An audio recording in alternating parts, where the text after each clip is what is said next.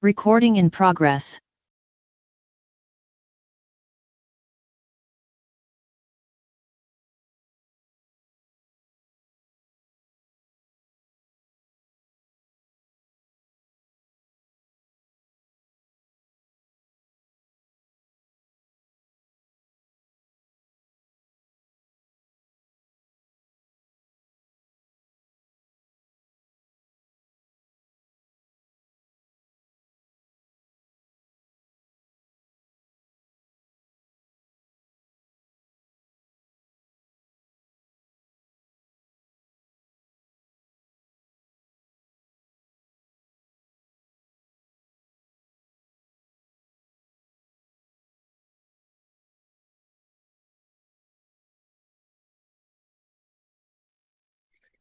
Good morning, everyone. Good morning to all of our guests of the Portfolio Committee on Police, to all the honorable members, to the team, the whole delegation from the ministry, and so from the South African Police Service. It is now 9 o'clock, and while I believe there might still be one or two people joining, I would like us to start with the proceedings of the day. Today we are zooming in on specifically violence against bus operators. This forms part of the focus area of extortion for the Police Portfolio Committee. You would remember that in over the last few months, the Portfolio Committee was mandated by Parliament to specifically zoom in on the extortion crisis and the transport sector being one that's significantly affected. Now, obviously, we focus mainly on the policing side of things, but I do believe that out of this discussion and most likely some of the others, we might be led to a space where we have a broader meeting with relevant other stakeholders within government, including, for example, the Justice Committee or Constitutional Development, Transport, and so the list goes on. I think it's critical for us to also just understand, I'm not going to spend long on opening or anything like that. In fact, I'm going to use the welcoming and introduction for that purpose, for the sake of time today. But I think it's important, colleagues, for us to acknowledge that this specific sector and the impact that it has really is broad in the sense that it affects every single sphere of society in the country. This is the difference between people essentially getting to work or not. There's a big focus on long-haul bus operators, but so too bus operators in general. Today, you will receive a presentation from Golden Arrow. Then be no need for additional introduction from my side regarding Golden Arrow. You would have all already seen them on our roads throughout the country. So too Intercape, which specifically includes long-haul bus services. And I think both presentations being done in a different way. From Golden Arrow side, it will be more of a presentation. From Intercape, I understand that there is a short video followed by a short information briefing by their legal counsel. So I think there will be a lot of information shared, and then obviously followed by the SAPS response and the mechanisms that have been implemented or being planned to implement to mitigate attacks on bus services. I would like to ask, before I move to adopt the agenda with all the colleagues, I would like to ask for the blessing of the committee for us to allow Golden Arrow to please complete their presentation before 10 o'clock. The reason being that the general manager of Golden Arrow urgently needs to go to another engagement, a critical engagement for them. and we feel that their role as a stakeholder is very important to us, and therefore we need to make sure that they get ample opportunity to share their message. Colleagues, I would like to then acknowledge, and I will give the relevant speaking opportunity as well, just acknowledge the Deputy Minister of Police, DM Bushielo, and then also just say in terms of apologies from the Minister that he is attending Cabinet this morning, and from the National Commissioner who is meeting with business persons as instructed by the President. And he did give ample apology for that. And the SAPS delegation is therefore, apart from the Deputy Minister, led by Lieutenant General Musikile and Lieutenant General Sabia. So we've got all the relevant persons on board today. I would like us to then move to the adoption of the agenda. Sorry, I forgot to mention also I received apologies from Honorable Matthijs, who indicated that she will not be able to attend today. Babalwa, would you be willing to just share the agenda for us on the screen?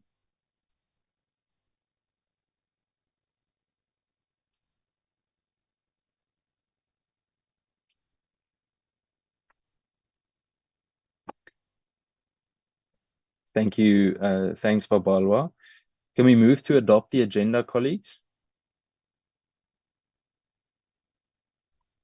Honorable Schikkerling.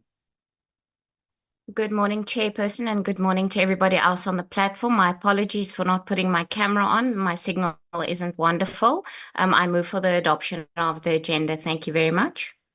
Thank you, Honorable Schikkerling. Colleague, can I have a second to that, please?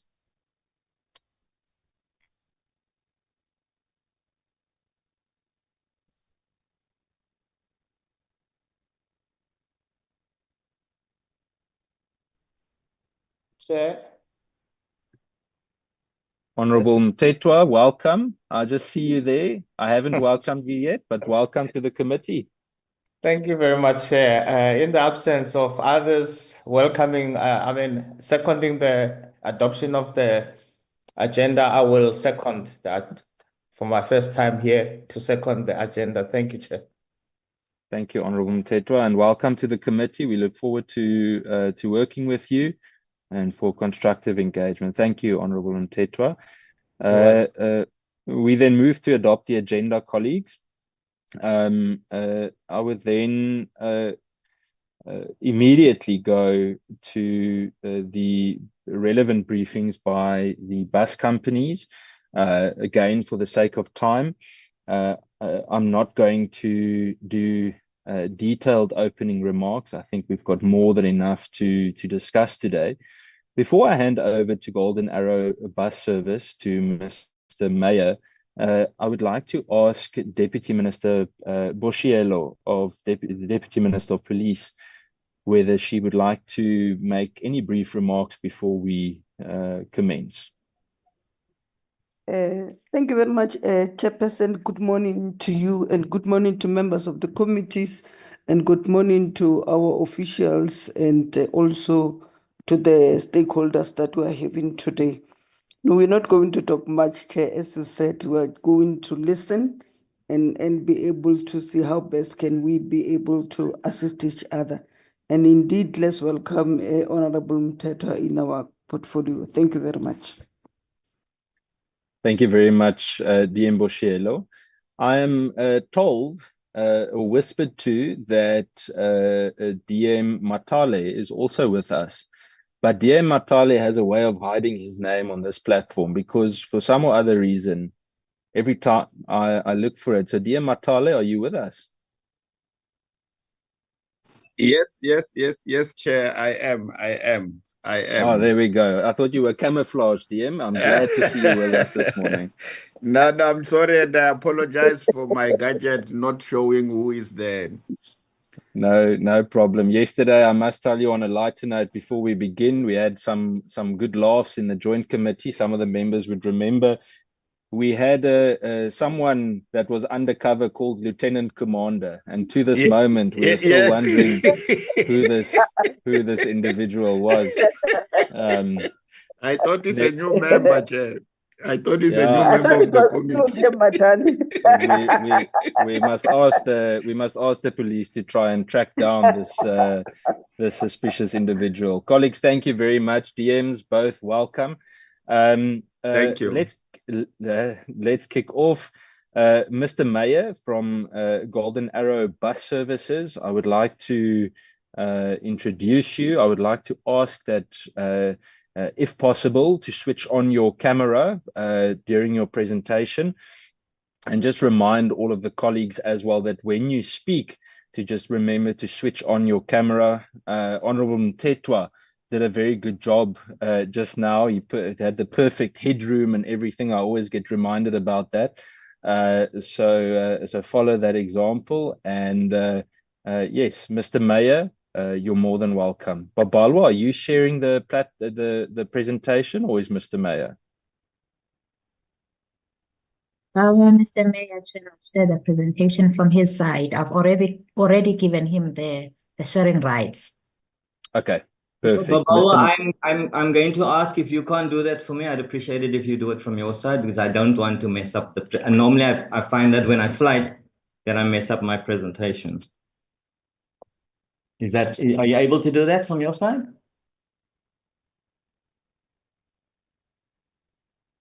Let's just give a moment, Mr. Mayor. I'm sure they can.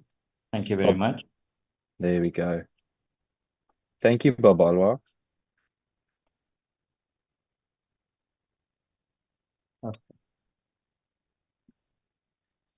Perfect. Good morning, Honorable Chairman, Chairperson, honorable members of the Portfolio Committee on Police, and ladies and gentlemen. And thank you for this opportunity. Sorry, Mr. Mayor, I'm very sorry to interrupt you. I don't want to interrupt you. I just want to say, I forgot to mention, we're giving you about half an hour for the presentation, more or less.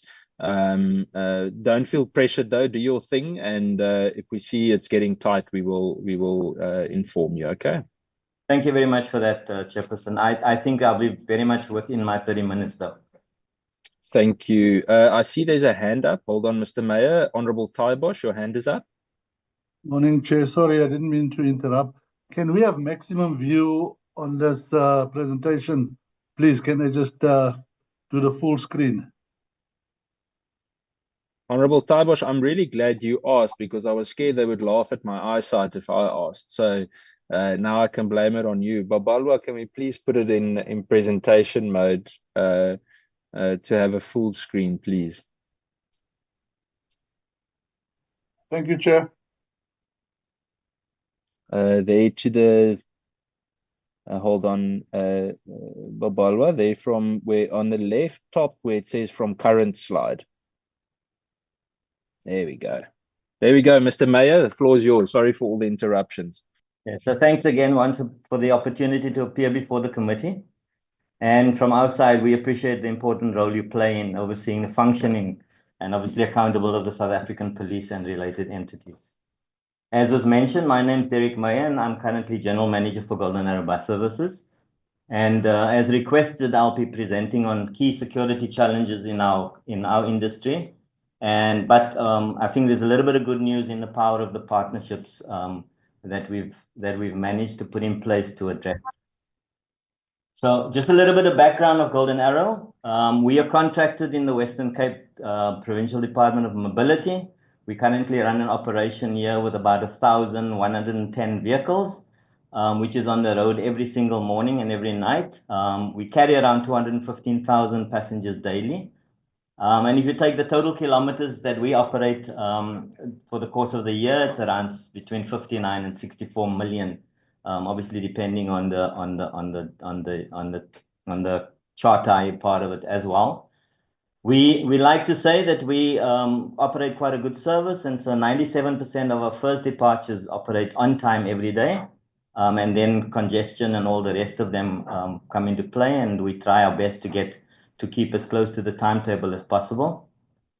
We operate out of 8 depots, which is strategically placed from way back in the way deep in the south, in Simonstown, all the way to Atlantis, all the way to Woodstock in the city center, and then we have depots in the heart of Philippi as well. We have 2 there, and 1 is sitting close to the airport.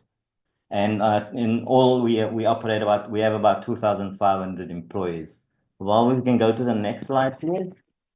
I think this is critical to say that we operate in the areas where the poorest of the poor live, and so the bulk of our services operate out of the Metro Southeast, Mitchells Plain, but we operate as far as Chatsworth in the north. We do Wellington, we do Stellenbosch, we do Khayelitsha, Mitchells Plain, Simonstown, as far as Hout Bay as well. And we're one of the only companies that operate both in the commercial services, which is the buses, the Golden Arrow buses, but we also operate 1 or 2 of the My City buses as well, or companies. I've already mentioned that our passengers are the poorest of the poor.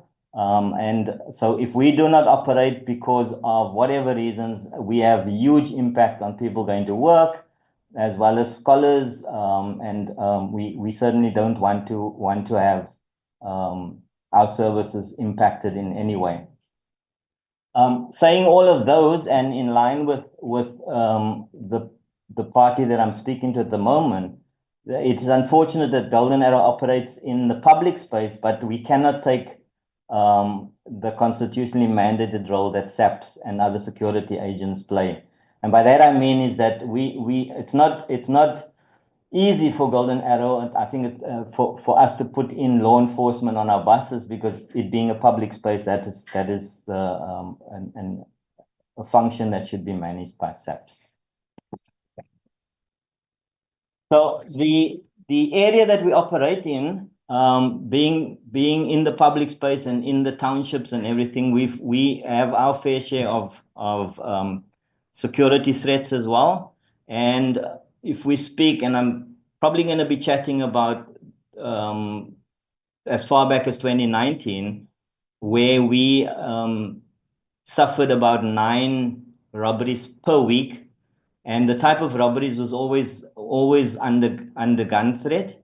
And the perpetrators would stop the bus and either rob the driver of cash, or quite a big thing that became subsequent to that was for them to stop the bus, travel as passengers, and then get to a key place, or a strategic place for them of safety. They would then rob every single passenger and the driver, jump out of the bus, and run into the shacks.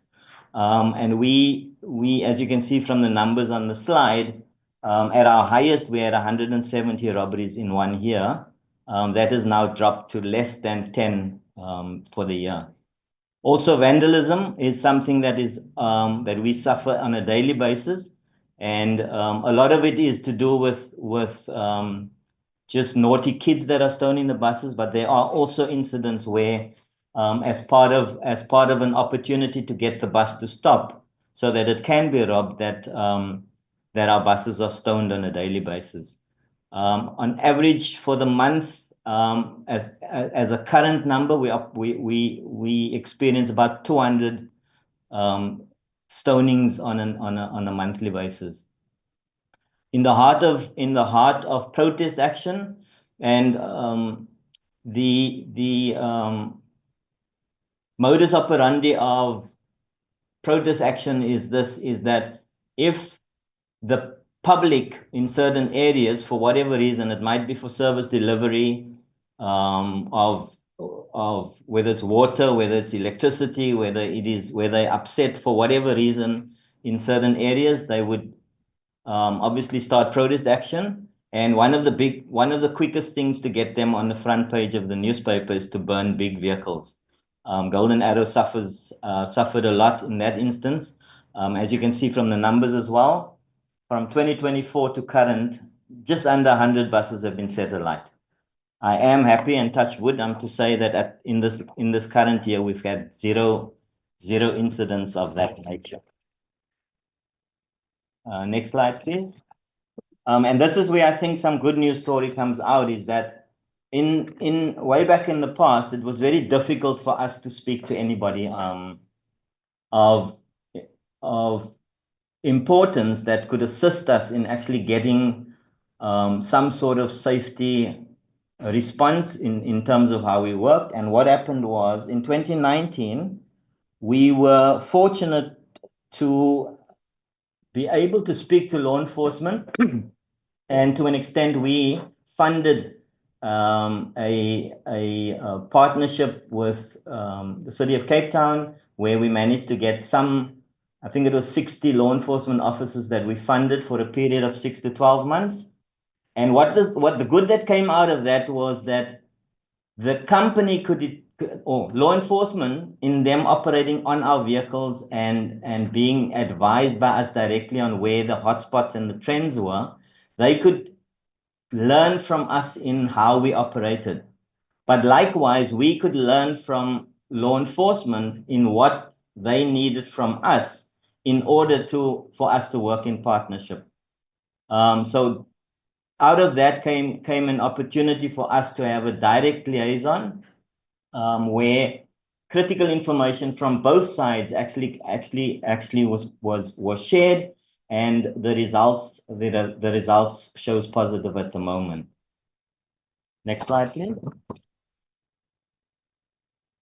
So from Golden Arrow's side, we have what we call passenger forums, and these are individuals that are living in the townships where we operate our major services, and they meet with us on a monthly basis every Saturday. They give up their time every Saturday, and we have detailed discussions not only on whether their services are of a standard that they're happy with, but also of the nature of incidents and issues that they might find in the township that has impact on Golden Arrow, and they would share this information with us. And likewise, that information we always had at hand, but it was not able to be given to let's say to law enforcement. This is now not the case any longer, because we've got this direct link with law enforcement. We have an opportunity to share information both ways, and not only on low level. We have direct links with the law enforcement leadership in the townships, whether it's Nyanga, whether it's Kailicha, whether it is for Santa Crau. I mean, I can name these individuals on my hand because we have direct relationship with them. I can speak directly with the commissioner in the city of Cape Town, and we can share information in that way.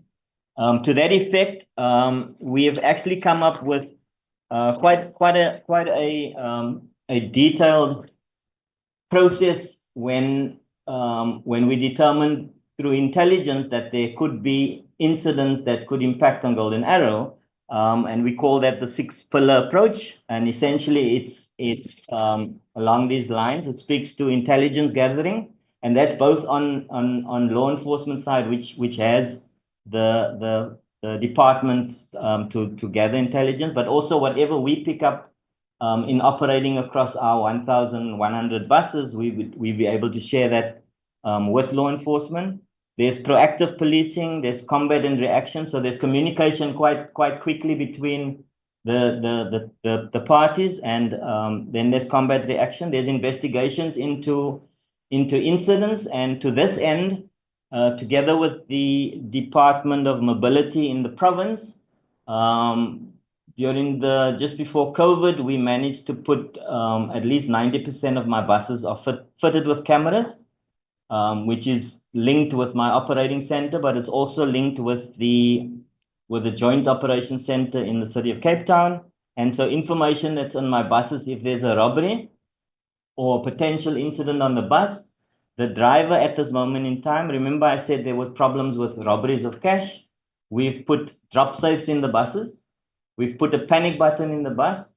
We've put cameras on the buses. So if there's an incident, information gets to my operating center, which is deployed 24/7 for 365 days of the year, and that information is immediately sent to my operations center, who has a direct link with the joint operations center, and that quick response to the incident can result in either the culprits being caught immediately, but if not, in terms of the next step, which is investigation, Golden Arrow has access to quite good footage on the cameras, and that information is shared with the detectives on SAPS side, so that we assist with getting the culprits caught and then convicted. To this end, I think we've probably convicted as many as 7 of them, and I think the maximum years given was about 15 years for robbery. Then a very strong supporting requirement for the 6-pillar approach is communication, and we have access to everyone in law enforcement, may it be SAPS, may it be City of Cape Town, on a one-on-one basis. It's quite quickly managed.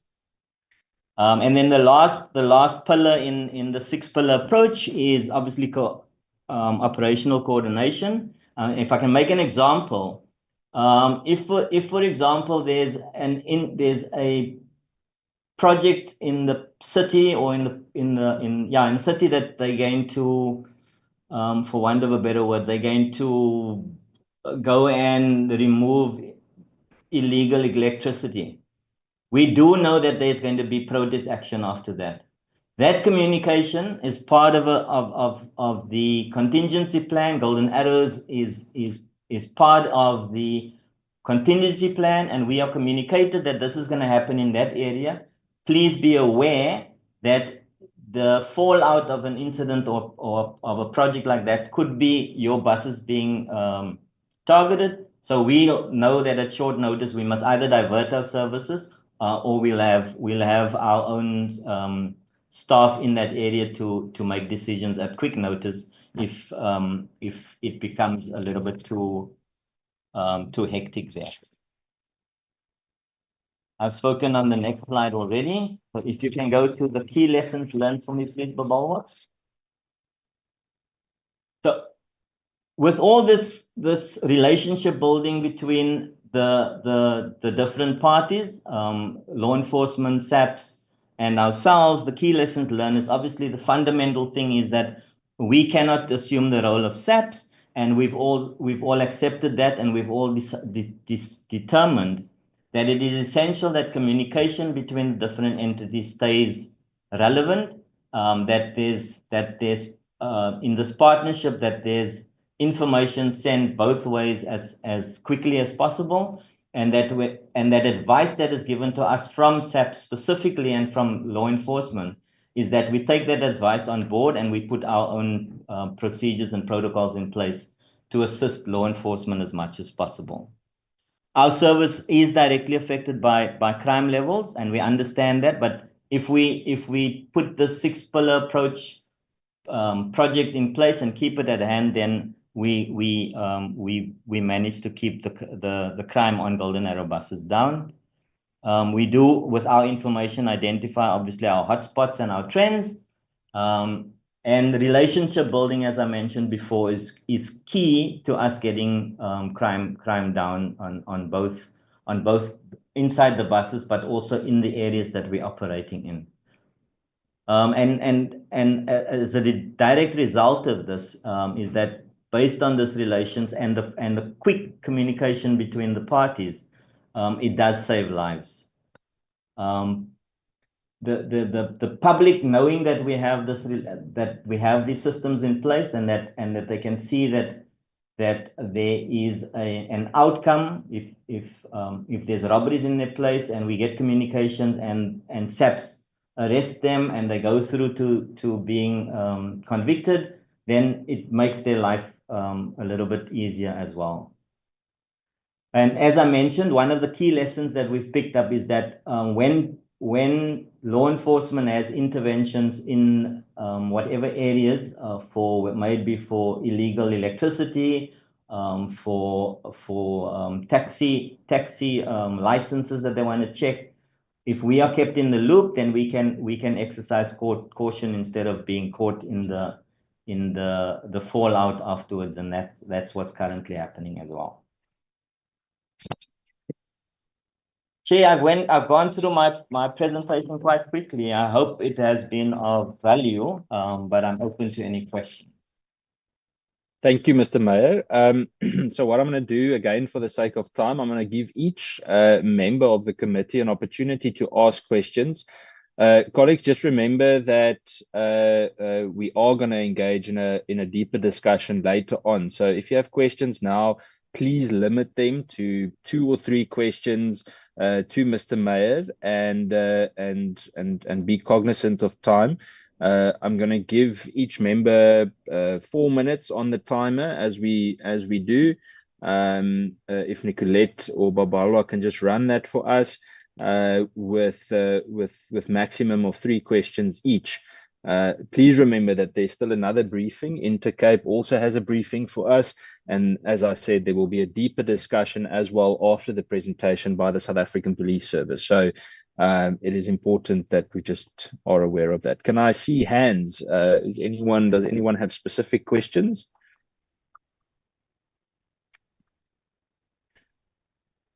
Okay, I'm noting the names. I've seen Honorable Taibosh, Reverend Meshwe. I see Honorable Ghana, Honorable Muela. Anyone else? There we go. Honorable Taibosh, the floor is yours.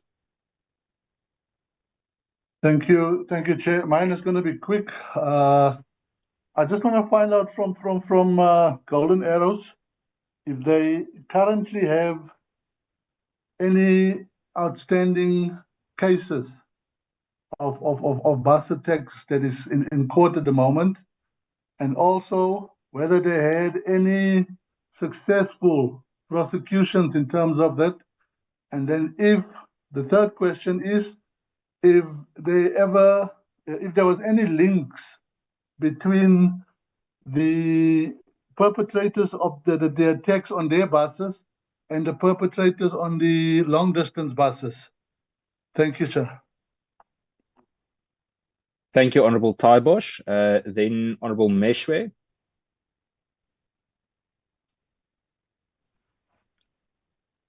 Thank you, Chairperson. Good morning to members and guests. My 2 questions, short questions. First one has to do with relationship building. I see that he focused only on the police, the highest, from the top level to the station level, that they have they've built a relationship so that they can be warned if there's something to know, area to avoid, and so on. I want to know whether there is no need, or it's not important, according to them, to build a relationship with community members, because when people are talking about doing something or stoning a bus, it is people in the communities that hear first. So what about communities? Have they not found it important to build relationships with communities?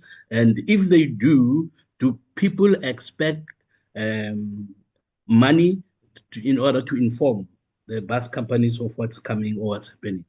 And the second one has to do with cases that they have laid, cases of complaint, maybe stoning or intimidation or robberies. Percentage-wise, I know that it might not be easy to give figures. Percentage-wise, of the cases you have put or you have opened with the police and have been taken to court, what percentage, more or less, is the success rate of convictions? Because when you lose a bus or when there are robberies in the bus and you go to the police, you expect conviction. So are there many that are convicted, or are there less? So what are the percentages in average of the success of your cases? Thank you. Thank you, Reverend Meshwe. Before I go to Honorable Ghana, I just want to say I've noted the hands of Honorable Shikeling and Honorable Mtetwa. So I'll get to you as well, Honorable Ghana. Thanks very much, Chair. Slightly linked to what the Honorable Meshwe raised. So I want to check. So what I did not get from Mr. Mayor, it's the relationship with the taxi industry. So that particular aspect has not come to the fore, at least maybe it was not emphasized enough, because I think in some instances, and you can confirm whether there are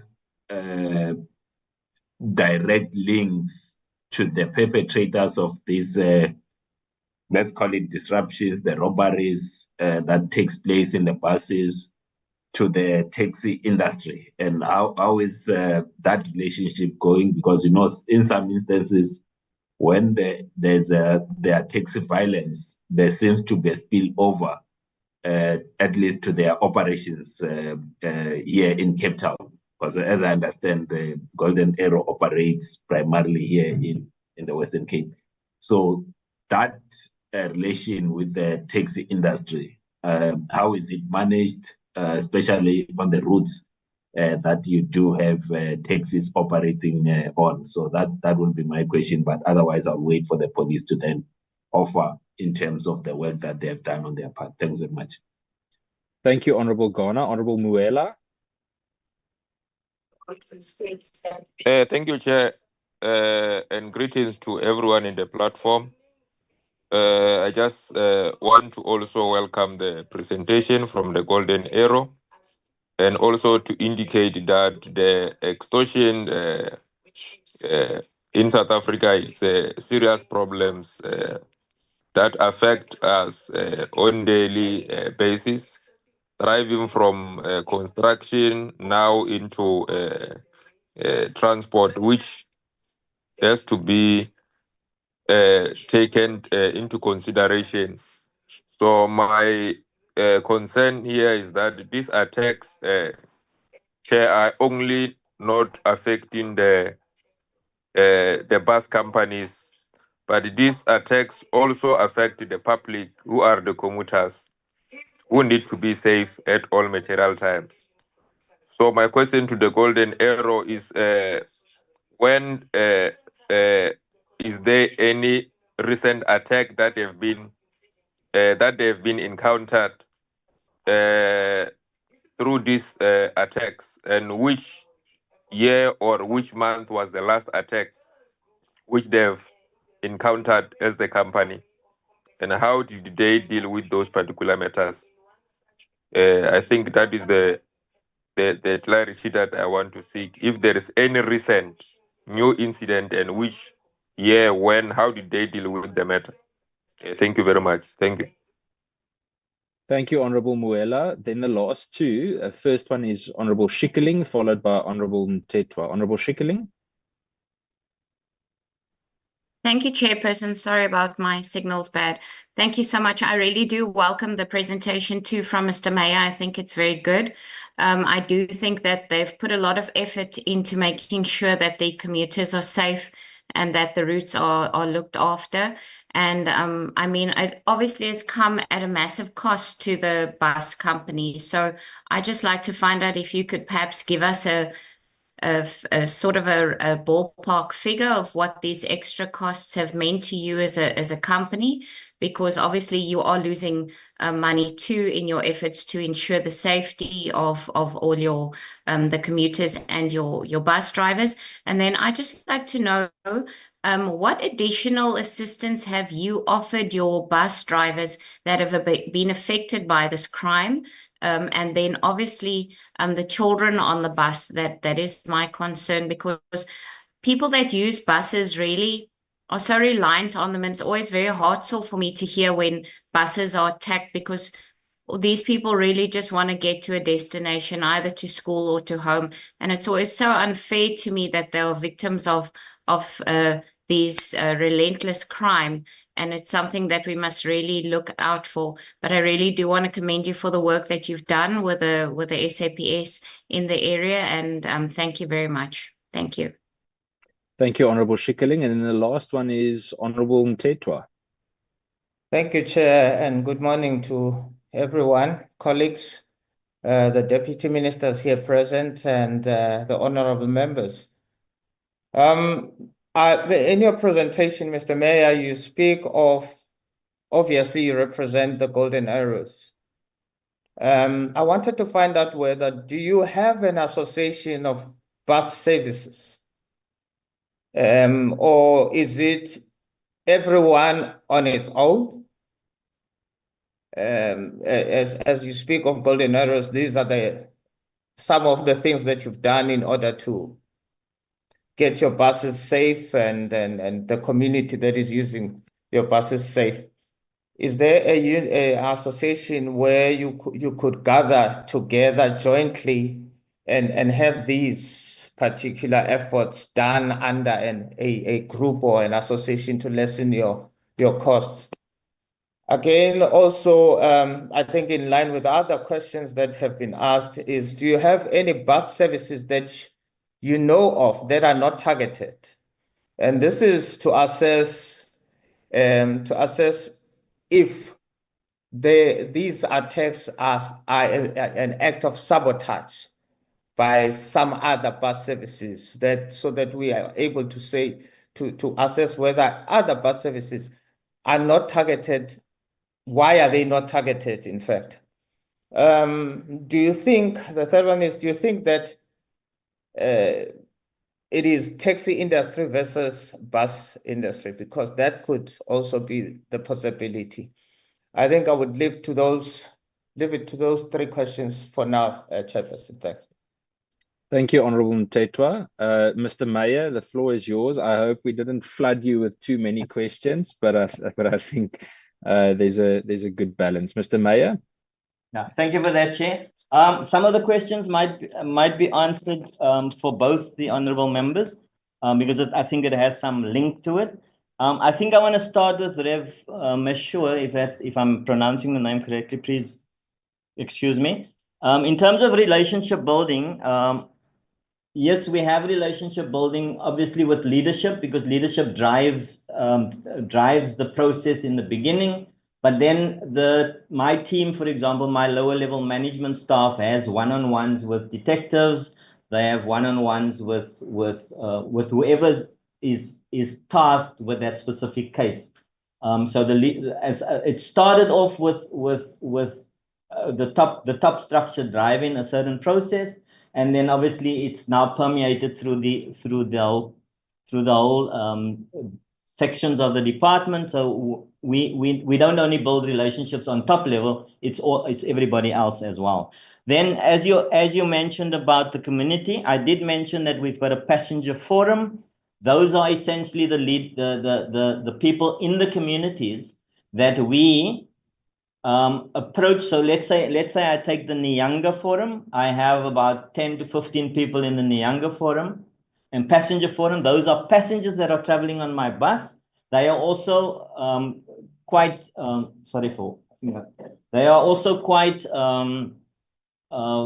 relevant in their communities, and they are the ones that come forward and actually speak to us. And it is on an understanding that the information that they find that could be detrimental to the company in whatever form, they're not asking for money for that cases. They actually approach us and give us the information quite freely. We have a relationship with them in that, because we see them as value adding in the company. We've got a certain relationship, and it is to the effect that we might offer them free transport services for a period of time because of the role that they play on our passenger forums. But it is in that way that we actually find our relationship building into that community as well. Just in terms of a relationship that we do have with the taxi industry, we work quite closely together because we compete on the same routes. But we also understand that there's enough passengers for both taxis. There's enough passengers for trains as well as for buses because we are under youth. I mean, there's a need for much more transport in the Western Cape. So there's more than enough business for everybody. In the one instance, in terms of the taxi industry, Golden Arrow and taxis from Cadetta in Khayelitsha and taxis from Mitchells Plain actually have a joint venture in running one of the My City services. So we do have a relationship. It is understood that we need to obviously work under the same scenario. So there could be on certain routes where there's a fight for passengers, that there's some sort on instances there are times where individual taxi drivers are intimidating the bus driver.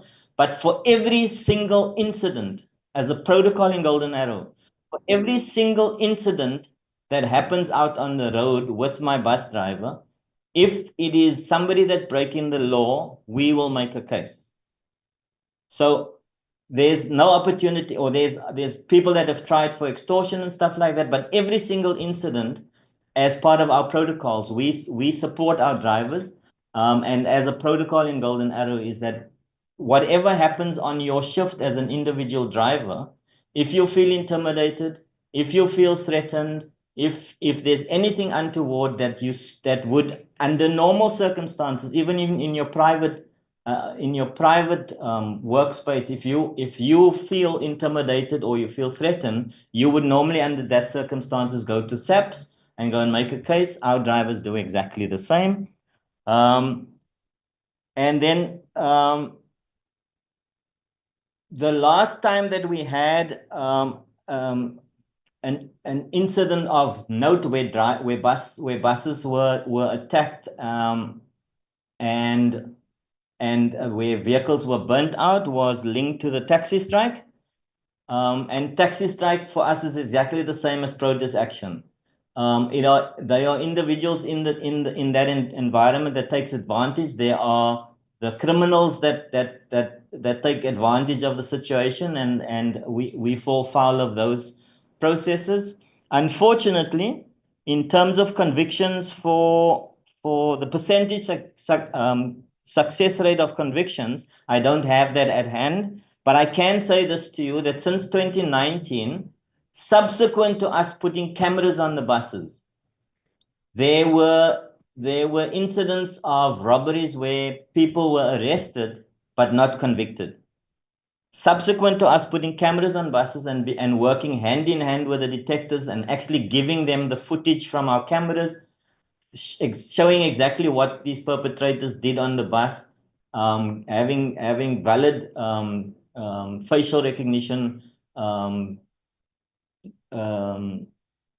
information available, we have had quite a few convictions. And like I mentioned in my presentation as well, that I think the one with the most years convictions was about 15 years. I think at this moment there are 5 to 9 of the robbers that have been convicted since they've been caught. And our robberies at the moment is negligent. To that effect, I can say to you, we probably have, if we have 1 robbery in a month, it's a lot. It's come down to that to that effect.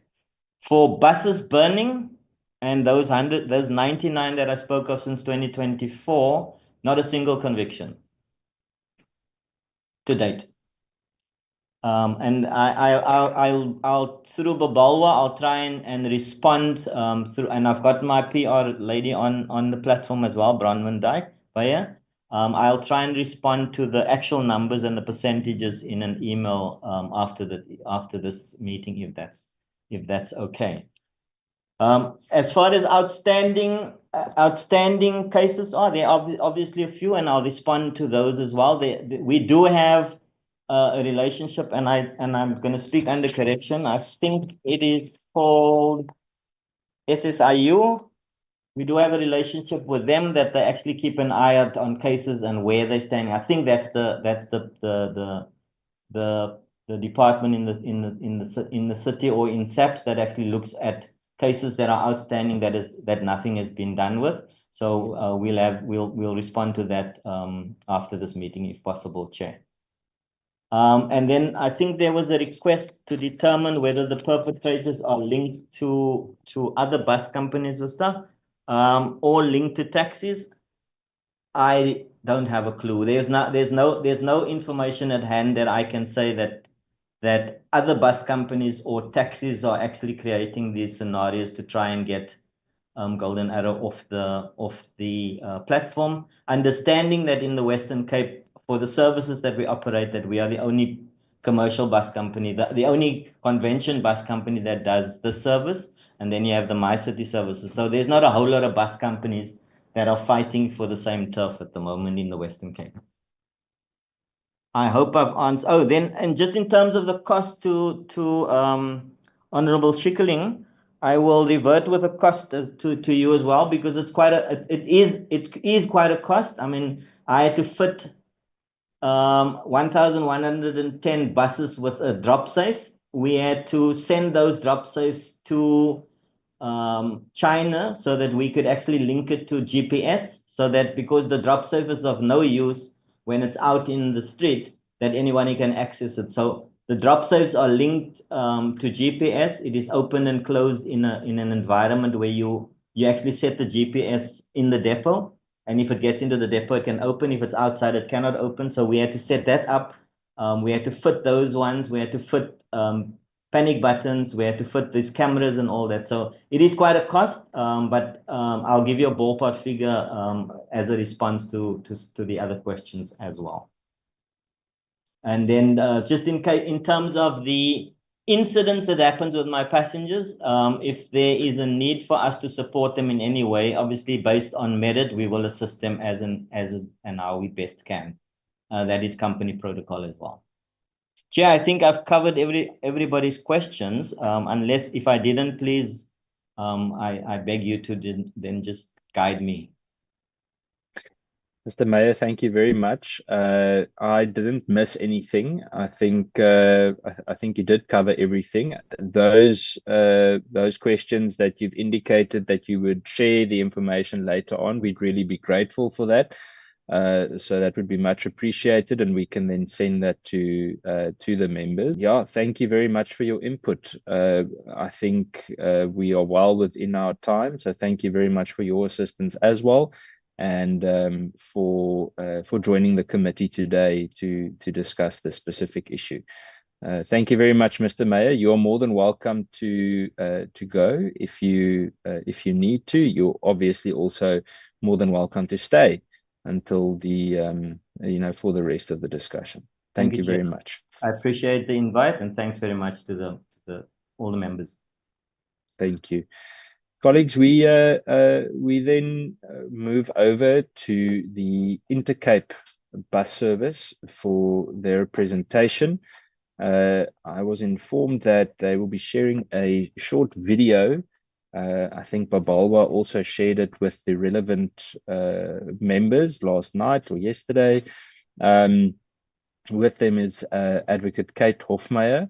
I see her camera has just gone on. Good morning, Advocate, and welcome to the Police Portfolio Committee. We look forward to engaging with you. I would just like to ask, I'm going to hand over to you, and then you can assist with the relevant sharing and so on in your hands. We try and aim again for more or less 30 minutes, if possible. But we are well within time, so let's dig deep into the relevant issues. So the floor is yours. Thank you, Advocate. You're more than welcome to go ahead. Thank you, Chair. And good morning to you and to the Deputy Minister and the other honourable members and all the representatives of Golden Arrow as well in the SAPS. We're very grateful for this opportunity to address you today. I do so on behalf of Intercape, who's been my client for 3 years now. And we do so in an effort to give you a real sense of what Intercape has faced for some period of time, and at least since it began litigating in 2022. I'd like to begin before we flight the video with just a little bit of background, and then I'll indicate to my colleague when I'd like the video to be screened. I think it's important to begin with something about Intercape and the role it plays in our society. It's one of South Africa's largest interprovincial long-distance bus companies. It provides an essential service to the commuting public. People get to work, they go to visit their families, they go on holiday on Intercape's buses. And everyone who boards an Intercape bus has an undeniable human right to be delivered to where their destination is safely, to do so without fear that they will be shot at, assaulted, or otherwise interfered with on their journey. This country has unfortunately failed that commuting public.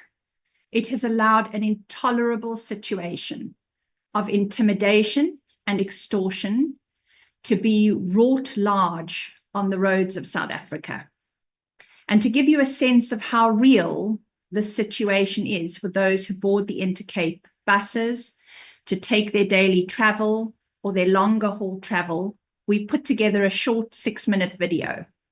Now, the video includes live footage of incidents that have occurred on Intercape's buses.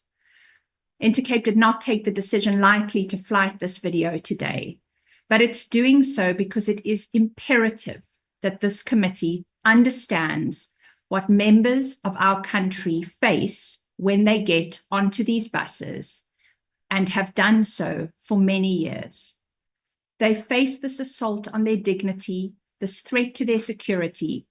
And despite this, and I'll get to it in more detail in our presentation in due course, despite these events and despite all of them, 200 to date, having been reported to the police, I can tell you readily, there has not been a single arrest, not one. Not an arrest, and hence not a prosecution. And despite this, what you're about to see on these videos plays out on our roads on a regular basis. So if we can show the video now. Oh, sorry, I want to say one last thing. All of the people who appear in the video have consented to it being shown today. We thought it was important to ensure that that was so, because this is real people in real time suffering these terrible assaults. Thank you.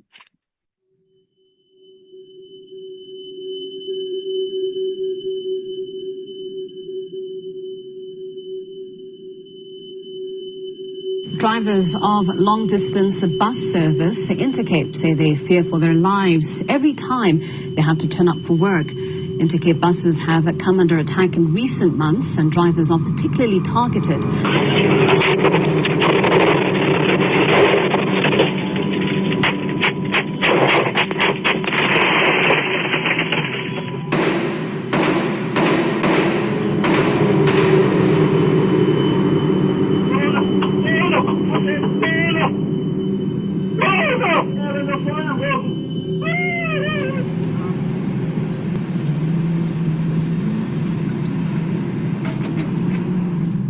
Every day, Intercape Mainliner, a leading public transport operator for over 45 years, embarks on over 120 journeys all across South Africa. The company employs over 1,500 dedicated and loyal staff who are committed to ensuring the safe, efficient and comfortable transport of over 3 million passengers annually. The people are Intercape's greatest asset. Is D703 Kimberley Victoria en route to you?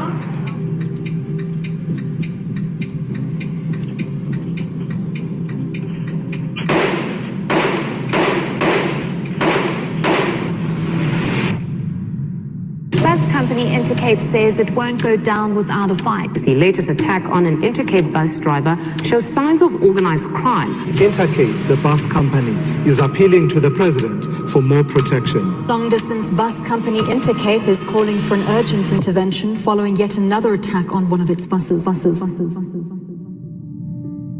In April 2022, 35-year-old Intercape bus driver Kaya Makana was assassinated in broad daylight, just meters from the Intercape head office in Cape Town, by an unknown assailant.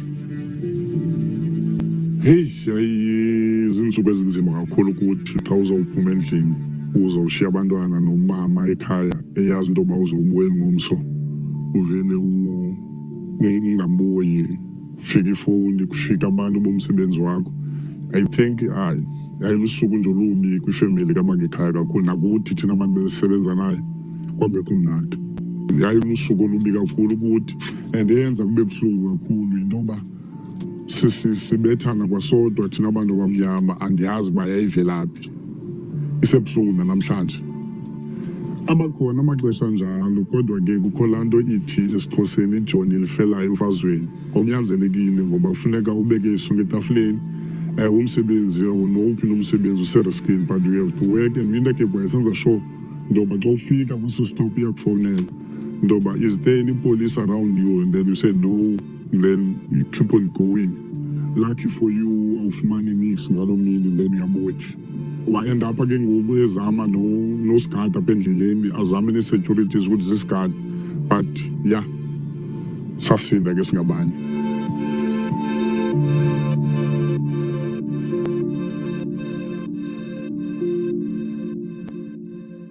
Intercape is facing an existential crisis at the moment, but I don't think it's only Intercape. I think South Africa is under threat. And this particular threat started out in 2016 when in the Eastern Cape, the different taxi associations and taxi operators started to question the validity of the Intercape permits. This then started to escalate to stone throwing and shootings. So at the moment, we reported the last case as late as the 20th of March 2025. We have won 8 court cases so far.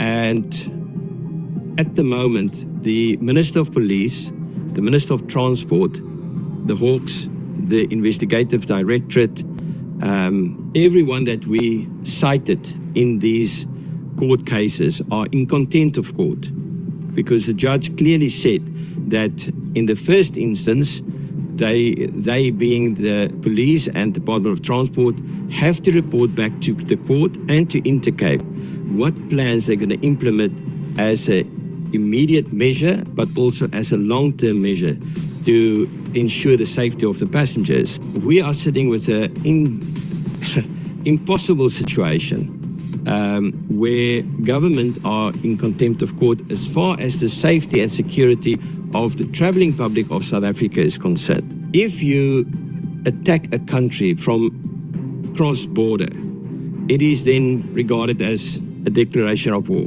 one country to another country. But when there are these elements, these mafia sort style elements, killing, attacking civilians in a country, inside a country, this is deemed as terrorism.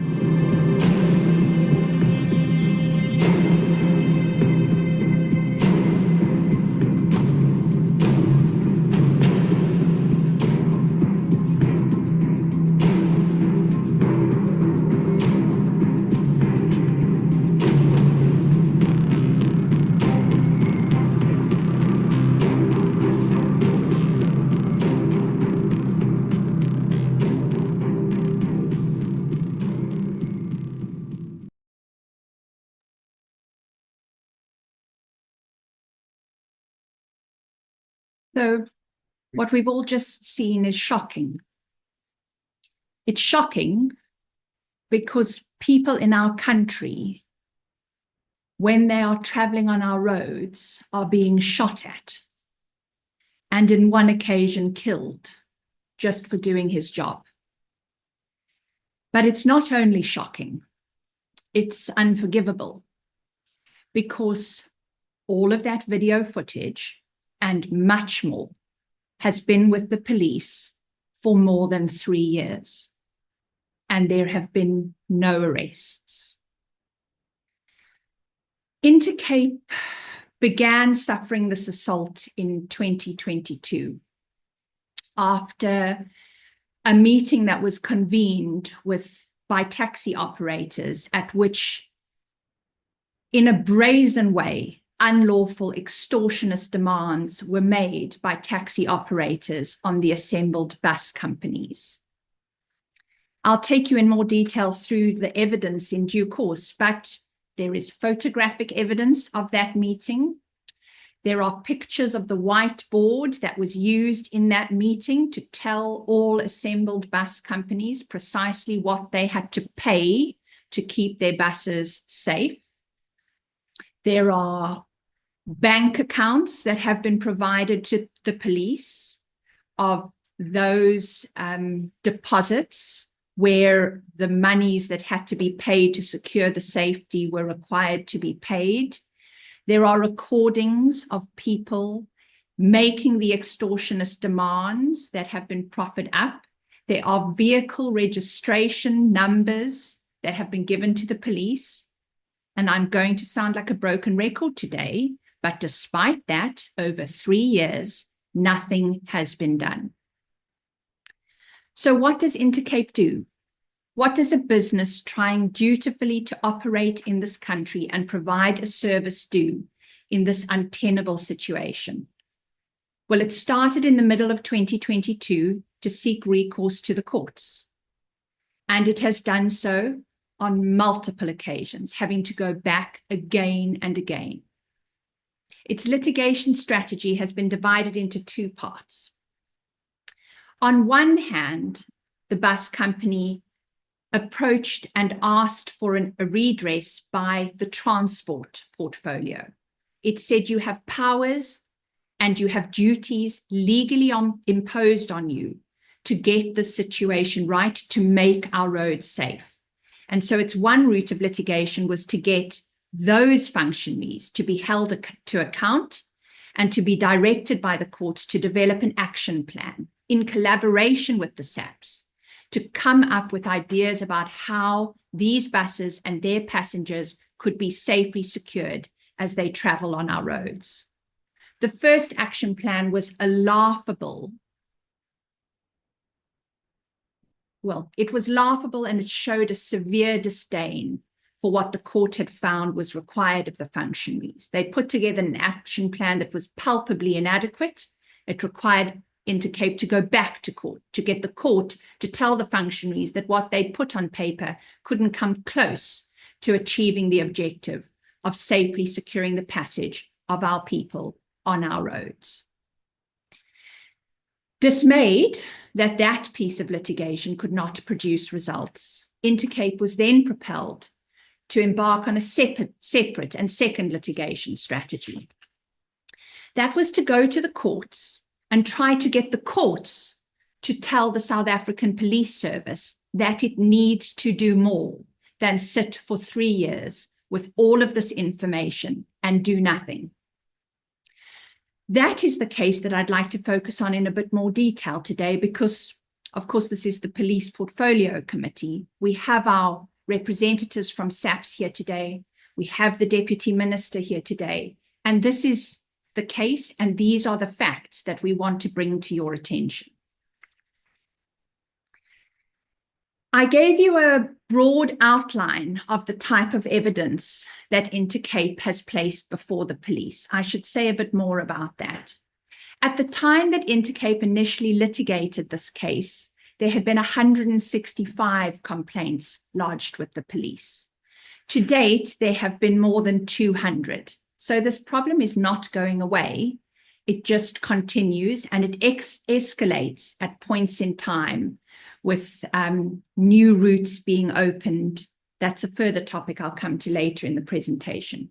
But the bottom line is Intercape has not faltered in drawing these cases to the attention of the police. Its lawyers have written repeatedly to call on all functionaries to take this seriously. That need has arisen because one of the big points that Intercape has sought to get across in its engagements with the responsible authorities and in its court papers is that you cannot possibly properly investigate these cases, if you see them as isolated incidents, one case of intimidation, one case of stoning, one case of shooting, you have to be able to step back from them and see them as the perpetration of organized crime. This is racketeering underway in our country. It is a sustained pattern of extortion by taxi operators making demands, and when they are not met, then perpetrating violence against those who won't subscribe to their demands. Intercape said this numerous times before it was forced to go to court. It then is forced to litigate at great cost. I'll come in a moment to tell you some of the details of those costs. And it is met with nothing short of the most staggering opposition by the responsible functionaries. So Intercape gives all the information, gives every bit of evidence it has to the police, recordings, WhatsApp messages, whiteboards on which pricing and the demands are reflected, identifies the people making those demands, identifies the people who, after the threat is made for Intercape to stop doing what it's doing and threatens violence unless it subscribes to the terms, and then followed by acts of violence, those people are identified, nothing gets done. At a point in the last 3 years, there'd been some success by the taxi operators by keeping Intercape out of an area. And then Intercape was able to show the police that one of the individuals who'd been involved in the original extortion had opened a bus company in the very area in which Intercape was now prevented from plying its trade and offering its service. That is the weight of the evidence that has been placed before the police over the last 3 years. So I suspect the next question is, what was the attitude of the police and the relevant functionaries when all of this material was placed before the High Court in Mkanda? I want to tell you a bit about that response because it's going to have relevance later in my presentation. At the end of my presentation, I'm going to make some suggestions and proposals from Intercape about what this committee can do in the face of this untenable reality. But in order for you to properly understand those proposals, it's important that you understand what the functionaries said when they were called on in court to answer for their misconduct and to give an account.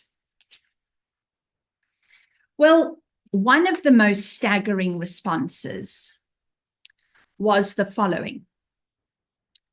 We were told that the reason why organized crime could not be investigated by the relevant authorities is because Intercape had failed to go into a police station and fill out the right form.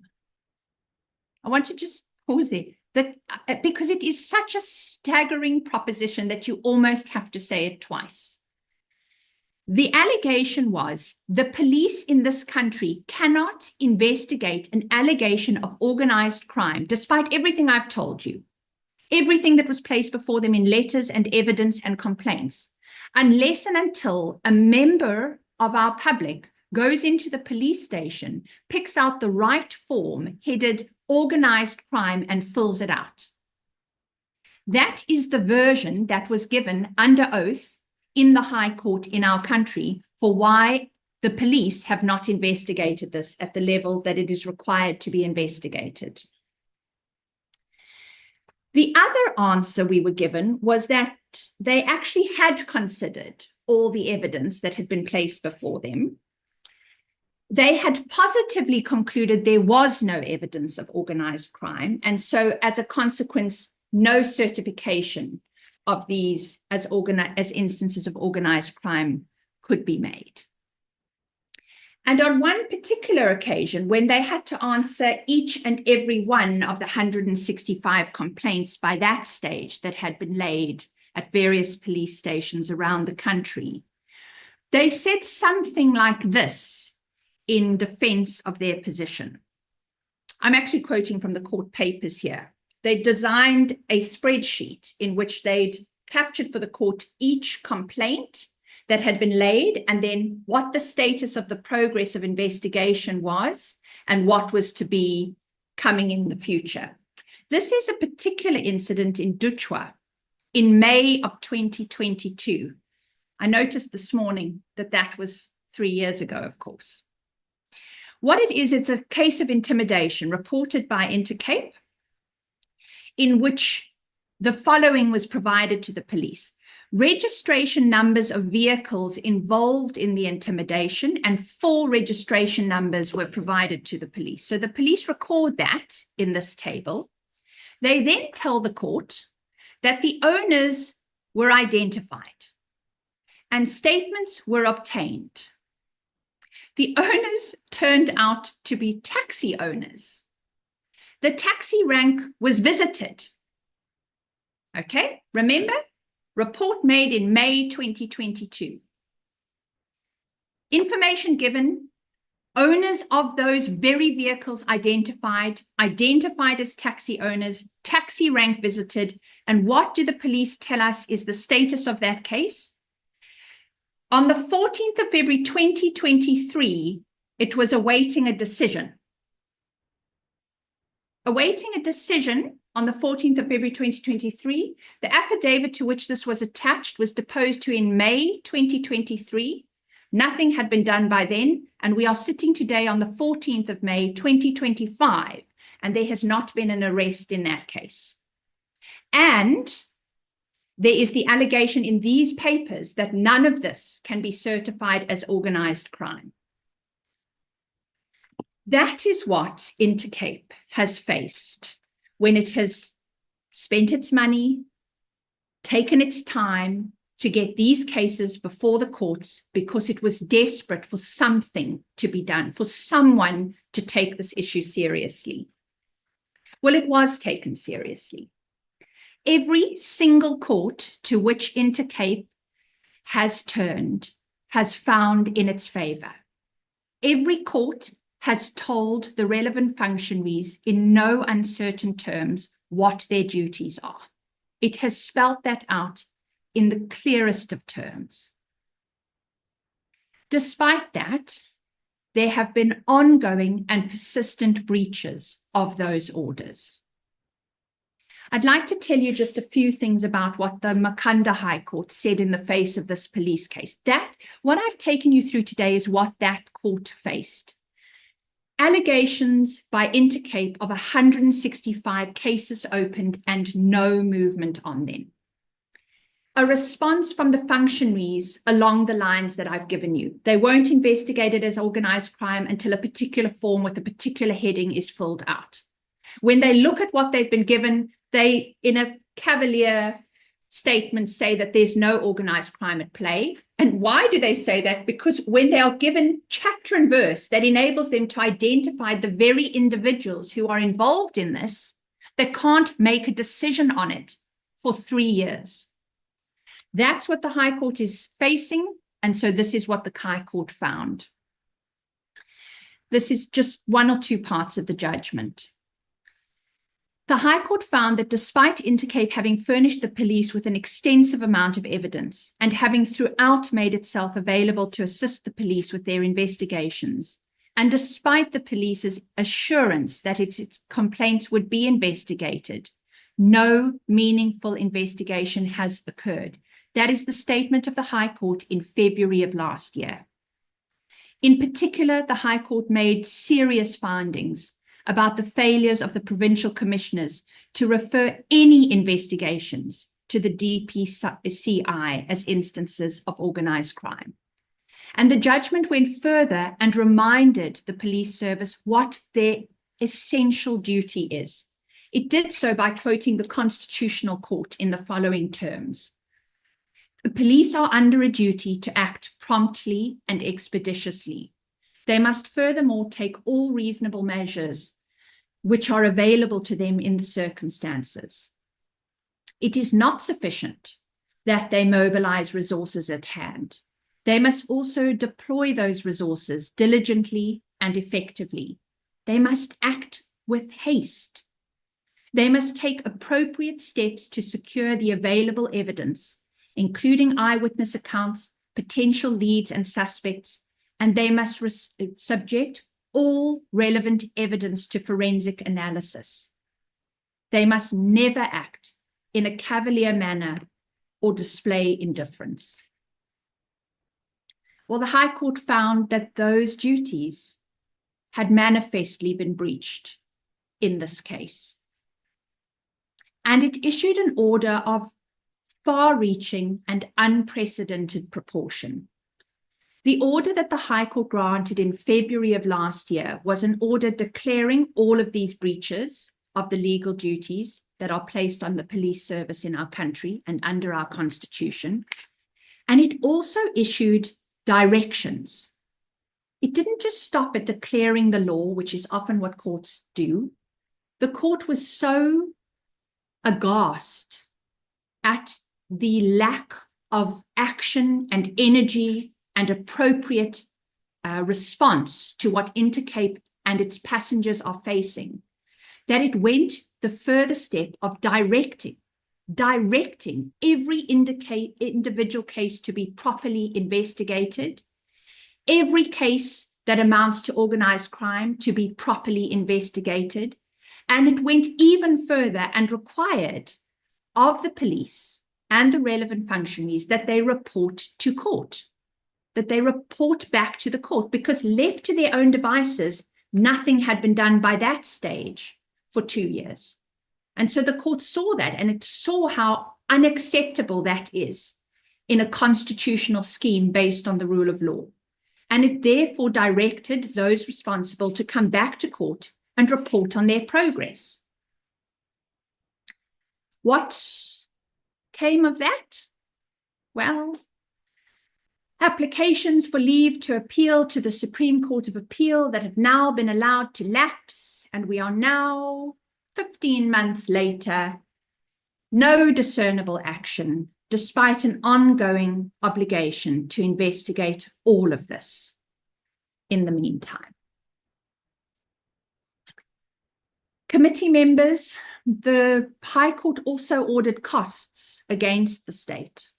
It has done so in every single case that Intercape has brought, sometimes on a punitive scale, which is a higher ranking of costs that are due to the opponent in the case. I can tell you today that the state has already paid more than 2 million rand in costs in this litigation. That means its own legal bill is in some order of magnitude greater than 2 million.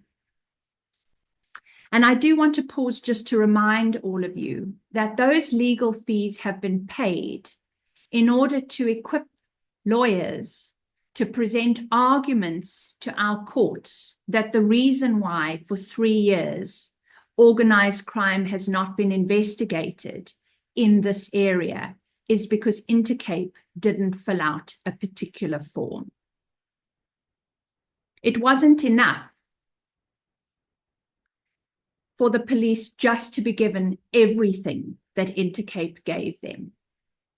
They nonetheless dug their heels in, defended a case on grounds that the High Court found to be entirely lacking. And as I indicated earlier, despite securing these court orders, nothing further has been done to our knowledge in these cases. There has been not a single further engagement with Intercape by the police, despite being directed by the High Court in Makanda in February last year for these investigations to be proceeded with haste and for reporting on them to take place. In conclusion, I'd like to just spend a moment or two reflecting with you on why this all matters, and then making some proposals for how this committee might take the situation forward. This all matters because if the police do nothing in the face of flagrant unlawfulness, and if they delay or worse, refuse to exercise their powers to properly investigate crime, then unfortunately they send a message to the perpetrators of crime. They tell the perpetrators that they're above the law because the law doesn't come after them. The law doesn't do what it's supposed to do in the face of crime. And that is a very, very serious message for our police service to send out to perpetrators of crime. The unfortunate news that I have to report today is that this situation is not getting better for Intercape. On the video that you heard earlier, Johan Ferreira, who's the CEO of Intercape, spoke about the last report having been made to the police in March of this year. That is a statement made at a point in time because actually, as recently as last month, there were more incidents. And I want to tell you just a bit about them because it will make it clear how serious this ongoing problem is. So in April last month, Intercape embarks on 2 new routes in Mpumalanga and Limpopo. The first incident in response to those efforts occurs on the 15th of April in Musina. That's where Intercape was embarking on a new route and was endeavoring to load some passengers onto its buses in order to be able to take them on their journeys. And of course, the public gets note of this because Intercape needs to advertise the new route, and Intercape receives a call from a taxi operator threatening that the bus will be burned if it is not removed immediately from the Sasol garage where the loading point was for customers. So just picture it. Intercape receives this threat by an identified taxi operator who says, if you don't get rid of your bus, it's going to be burned. And what does Intercape do, as any member of the public would do? It immediately calls SAPS, reports this to SAPS. So far, so good. SAPS does arrive on this occasion, right? They receive the call. SAPS arrives at the Sasol garage and watches unfold before it. Taxi operators arrive and block the entrance and exit of the garage and intimidate passengers and prevent their loading on these buses. SAPS watches, I must add, SAPS was given the details of the cell phone through which the call was made to Intercape that morning. Now, what SAPS manages to do eventually is to clear the blockade. But in the course of that entire engagement, does not arrest a single person. 2 weeks later, Intercape endeavors to embark on a route in Palabora, where the loading station was at the Engen garage. And it was again prevented from loading its passengers by assembled perpetrators. SAPS was called. SAPS witnessed the intimidation, witnessed Intercape passengers being prevented from embarking on the coach, watched the taxi operators as they traveled behind the Intercape bus as it endeavored and then stopped in Zanin to try and load passengers, but was prevented from doing so. And again, no arrests. This case on the 30th of April is particularly worrying, though, because it wasn't only a case of complete inaction in the face of crimes being perpetrated before them. After that incident on the 30th of April, Intercape received a call from a warrant officer in Phalaborwa, who said that Intercape should not make any further bookings on the routes in the area until it had met with the taxi operators to come to some arrangement. Because, so the warrant officer told Intercape, the situation is beyond SAPS's control. Chair and members of the committee, something needs to be done to address this untenable situation. Taxi operators conduct themselves as though they are above the law, because SAPS's failures confirm that they are. The courts in this country have done what they can. The judicial system has stepped up. It has held the police to account. It has told them in chapter and verse what they need to do, but nothing is being done. And so we say to you today, it is now time for Parliament to play its role in our constitutional democracy. And we say that you should do that by shining the light of public accountability on those who must account for this inaction. They have refused to comply with court order after court order. This committee has far-reaching powers under its rules. Rule 167 provides this committee with two relevant powers. You can convene public sittings and you can summons persons to answer questions under oath before you. That is a power which, it surprises me, is not more regularly employed by Parliament. It is a power that enables you to play your quintessential role in our democracy. That is a role that enables you to call those who wield power and do so in the name of the people, to come to you and account to the people. I don't want to understate the significance of the wielding of that power and what it does to the public to be able to see Parliament working, Parliament calling those who must account to do so, and to do so in answer to questions under oath, so that they understand the seriousness of what they are then saying to this committee and to the public at large. Thank you very much, Chair, honourable members, for this opportunity. Thank you very much, Advocate Hofmeyr. Thank you for the very detailed and quite shocking presentation, briefing, discussion. I'm immediately gonna open the floor for questions.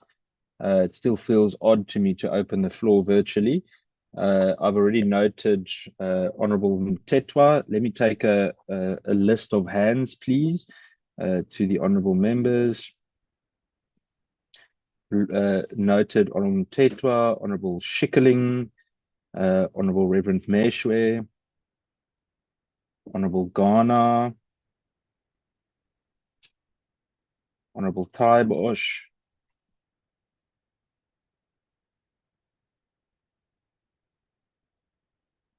any more from the members? We can start with that. I mean, colleagues, if you Honourable Shongwe. If you don't have anything right now, just put up your hand. I will note them. If I miss it for some other reason, just interrupt and tell me. I'm going to start with Honourable Mtetwa. Honourable Mtetwa, just to remind everyone, we allow 5 minutes and 3 questions. Thank you. Thank you, Chair. Hi. I'm sure 5 minutes will be sufficient. I'm disgraced, Chair, to even think that I am part of this system that is failing our society this way. Let me thank DM Bushielo for welcoming me. This department, SAPS, before 1994, when we saw a van, a police van or a police car would run away even when we were not guilty of any crime. But it seems today that criminals can do crime broad daylight without any fear. And it now makes sense why they can do such. If police would leave people who are committing crime and not be able to apprehend them to go and answer to the criminal actions acts that they are committing, even under suspects. You know, you have a DM Boshelo, you have a DM, a wonderful person by the name of DL Castle Matale, a politician I've known for many years, who remained very accessible, humble.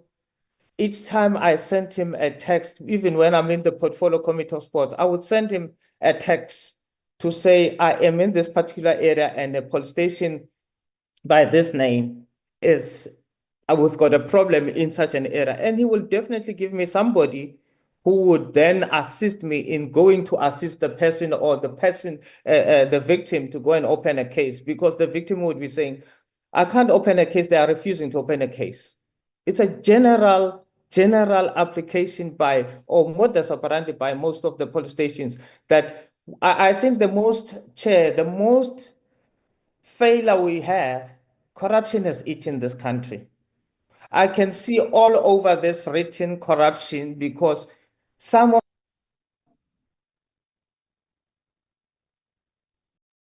You've muted yourself. Sorry, Honorable Mtetra, you went mute for a moment there. You said corruption and then you muted. Oh, okay. I see corruption all over this because in police stations, it is a general modus operandi that when you report a case where there is mafias involved or anything to do with huge money is involved, they see an opportunity of making money out of it. Instead of opening case, they pretend to be opening case and then they go and meet with the perpetrators in order to extort, man. There's extortion that is happening even within the SAPS department. So I'm saying you have such a lovely DM, Deputy Minister, very calm and humble. You have General Mtombeni that you can send a text. Every time I send him a text, or he would respond and give me the person who's responsible for a particular police station. And it is the only way to get these matters acknowledged and people assisted to open cases. So it is shameful for some of us. We know Intercape, we know the powers that we have as commissioners of oath. We know the powers that we have. In some cases, we have dared to use them, even when we sometimes put ourselves in risk. I want to find out to SAPS. I don't have any questions to Intercape Chair. I want to find out to SAPS. What is it that needs to be done in terms of uprooting this corruption that is happening within SAPS? What needs, I mean, it is illogical for police to say we cannot investigate a case because there was something short in terms of administration. But there's crime that is happening. I have assisted people to open cases without filling any form. Why do you go to court and say something? I don't even want to say it in the right terms because I might be unparliamentary. Why would you not follow up cases? 165, what is the reason? If you can give us the reason for not following up on these cases. And Intercape, can you please, I'm requesting, I know that sometimes we put our lives at risk. I would like, Chair, that we are provided with a list of all these cases so that we come with a fine comb and follow up on each and every case. Why is that case not followed up? I know that there are good men in police. General Libya, I've worked with General Libya. I've worked with General Sibilia, even if I wasn't in this portfolio, but I've been working, I have apprehended people who were coming into courts posing as lawyers and advocates. I'm going through a court at the moment as a complainant in those cases. But the system, our system, it also needs the Department of Justice chair to come and respond to some of these issues. I think that should be a joint. I don't know whether you've had a joint meeting with SAPS and all security sector and Department of Justice, where you sit and let us be honest. We have a problem. We have a problem. Let us not pose as if everything is all well and good. We have a problem. Corruption is number one problem with this country. I'm sure DM would tell stories about me, what I have done, where we come in. Unfortunately, because it is EFF that is coming in, then we get rubbished all the time. But I have assisted SAPS to arrest so many people in this country. So many people in this country. But I don't talk about it because I'm scared of my life, because I realized that there was a problem. So I would request that Intercape can provide us with a list of 160, they said over 200 now, and then SAPS can tell us what is the problem. Why would you not act and then come and rectify the admin challenge? Why you always have this thing that we cannot do because of policy? It is one thing that we have in government, this red tape, we cannot do because the policy says, but we see that there's a need to do something, but we don't do it because we're saying we hide behind policy. Thanks, Chair. Let me leave it there. I don't have much questions because I'm just flabbergasted. I'm so disgraced by what I've just heard. Thanks, Chair. Thank you for your input, Honourable Mtetwa. In the meantime, I've also noted Honourable Muela. Next up is Honourable Schikkerling. Thank you, Chair. I want to agree with Honourable Mtetwa. I'm sort of like at a loss for words this morning. It's like I'm a little bit in disbelief of what I've heard. I mean, that video recording that we watched, the video that was made, it's absolutely shocking. I mean, you can actually feel the fear of the bus drivers. It's kind of emotional. And I mean, if you think about a South African police officer going to work in the morning, they sort of have this idea of, you know, their lives are at risk. They greet their families and they don't know what's going to happen. But I don't think that a bus driver should have that fear. I mean, it's actually shocking. I don't know what to say. And I'm very concerned that SAPS hasn't taken any action. So what has SAPS done? What steps have they taken to comply with the multiple high court rulings that have been provided, and how are they assisting Intercape and the other bus companies? And why hasn't SAPS implemented the safety plans as mandated by court? What is stopping them from doing that? And what disciplinary and remedial action have they taken against provinces and station commanders and members of the SAPS that were supposed to assist, that have been found in contempt of court, that haven't been assisting?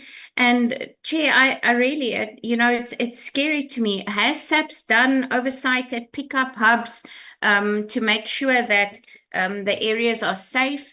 Have they done oversight visits and gone and had a look at these hubs to ensure that there aren't people that are standing around that are involved in crime, and done a sweep to make sure that they can assist the bus companies what's going on? And what is the SAPS's current operational investigative plan to ensure high-risk routes, the hubs and ticketing points aren't affected in all provinces? Because obviously it happens in the bigger provinces we know of, but what about the smaller provinces that, you know, you've got people standing around that are intimidating people and forcing them to use taxis and keeping them away from the bus services? What has the SAPS done to ensure the safety of the commuters and of the bus drivers? Thank you, Chairperson. Thank you, Honourable Schikkerling. I then hand over to Honourable Reverend Meshwe. Thank you, Chairperson. What we have seen and heard this morning is heartbreaking. It is depressing. It causes one to be left with anger that we have become a lawless country to an extent that even SAPS and does not take orders from the courts. To hear that government is in contempt of court is worrying indeed. I have to agree with Honorable Mteto that pre-1994, when we saw police vans would run away, even when we did not commit any crime, because there was respect and fear of law enforcement officers. But today, in the new democracy, police have become partakers. Some police, let me say, some police have become partakers of corruption and criminality. And this committee must take this matter of the Intercape very seriously. I think for us to earn the respect of the public, we need to do something about this matter. I would suggest, Mr. Chairperson, that we relook at our program and try and reprioritize what we have to attend to before it is too late, because lives are being lost unnecessarily. Damage is being done unnecessarily. We hear all the time that unemployment in the country is increasing. Businesses have the ability to increase their input and to expand their businesses so that they can hire more people. But under these conditions, it definitely is not encouraging that those that have the ability to improve and increase their staff numbers do not do that, because they are prevented by criminals that have jobs, some of them as taxi drivers and some of them in the police. To hear that there are taxi drivers who would refuse Intercape from loading passengers is definitely wrong, and something has to be done about that. That video recording is showing a South Africa that we don't want to see. People should not be shot at when they want to travel. Our transport system has to be safe. When the police refuse to take open cases and say you have refused or you have filled the wrong form or you did not fill the expected form that should have been filled, do they tell Intercape, this is the form you should fill? If you want us to address your matter, fill in this form. Do they do that? And obviously, it sounds like they don't do it because they don't want to open cases. Are they part of the mafia, or what is happening? We want to know. Now, I want to ask the advocate, Kate Hatting. She said they appealed to the president to please do something to improve security. Did she get, I want to know, any response from the president? Did he refer you as Intercape to somebody that could help? That's my first question I want to know. And to the police, you have been given bank accounts of these extortionists. Why haven't you acted? Again, Mteto said we should be given list of these cases. I agree. And also these bank accounts.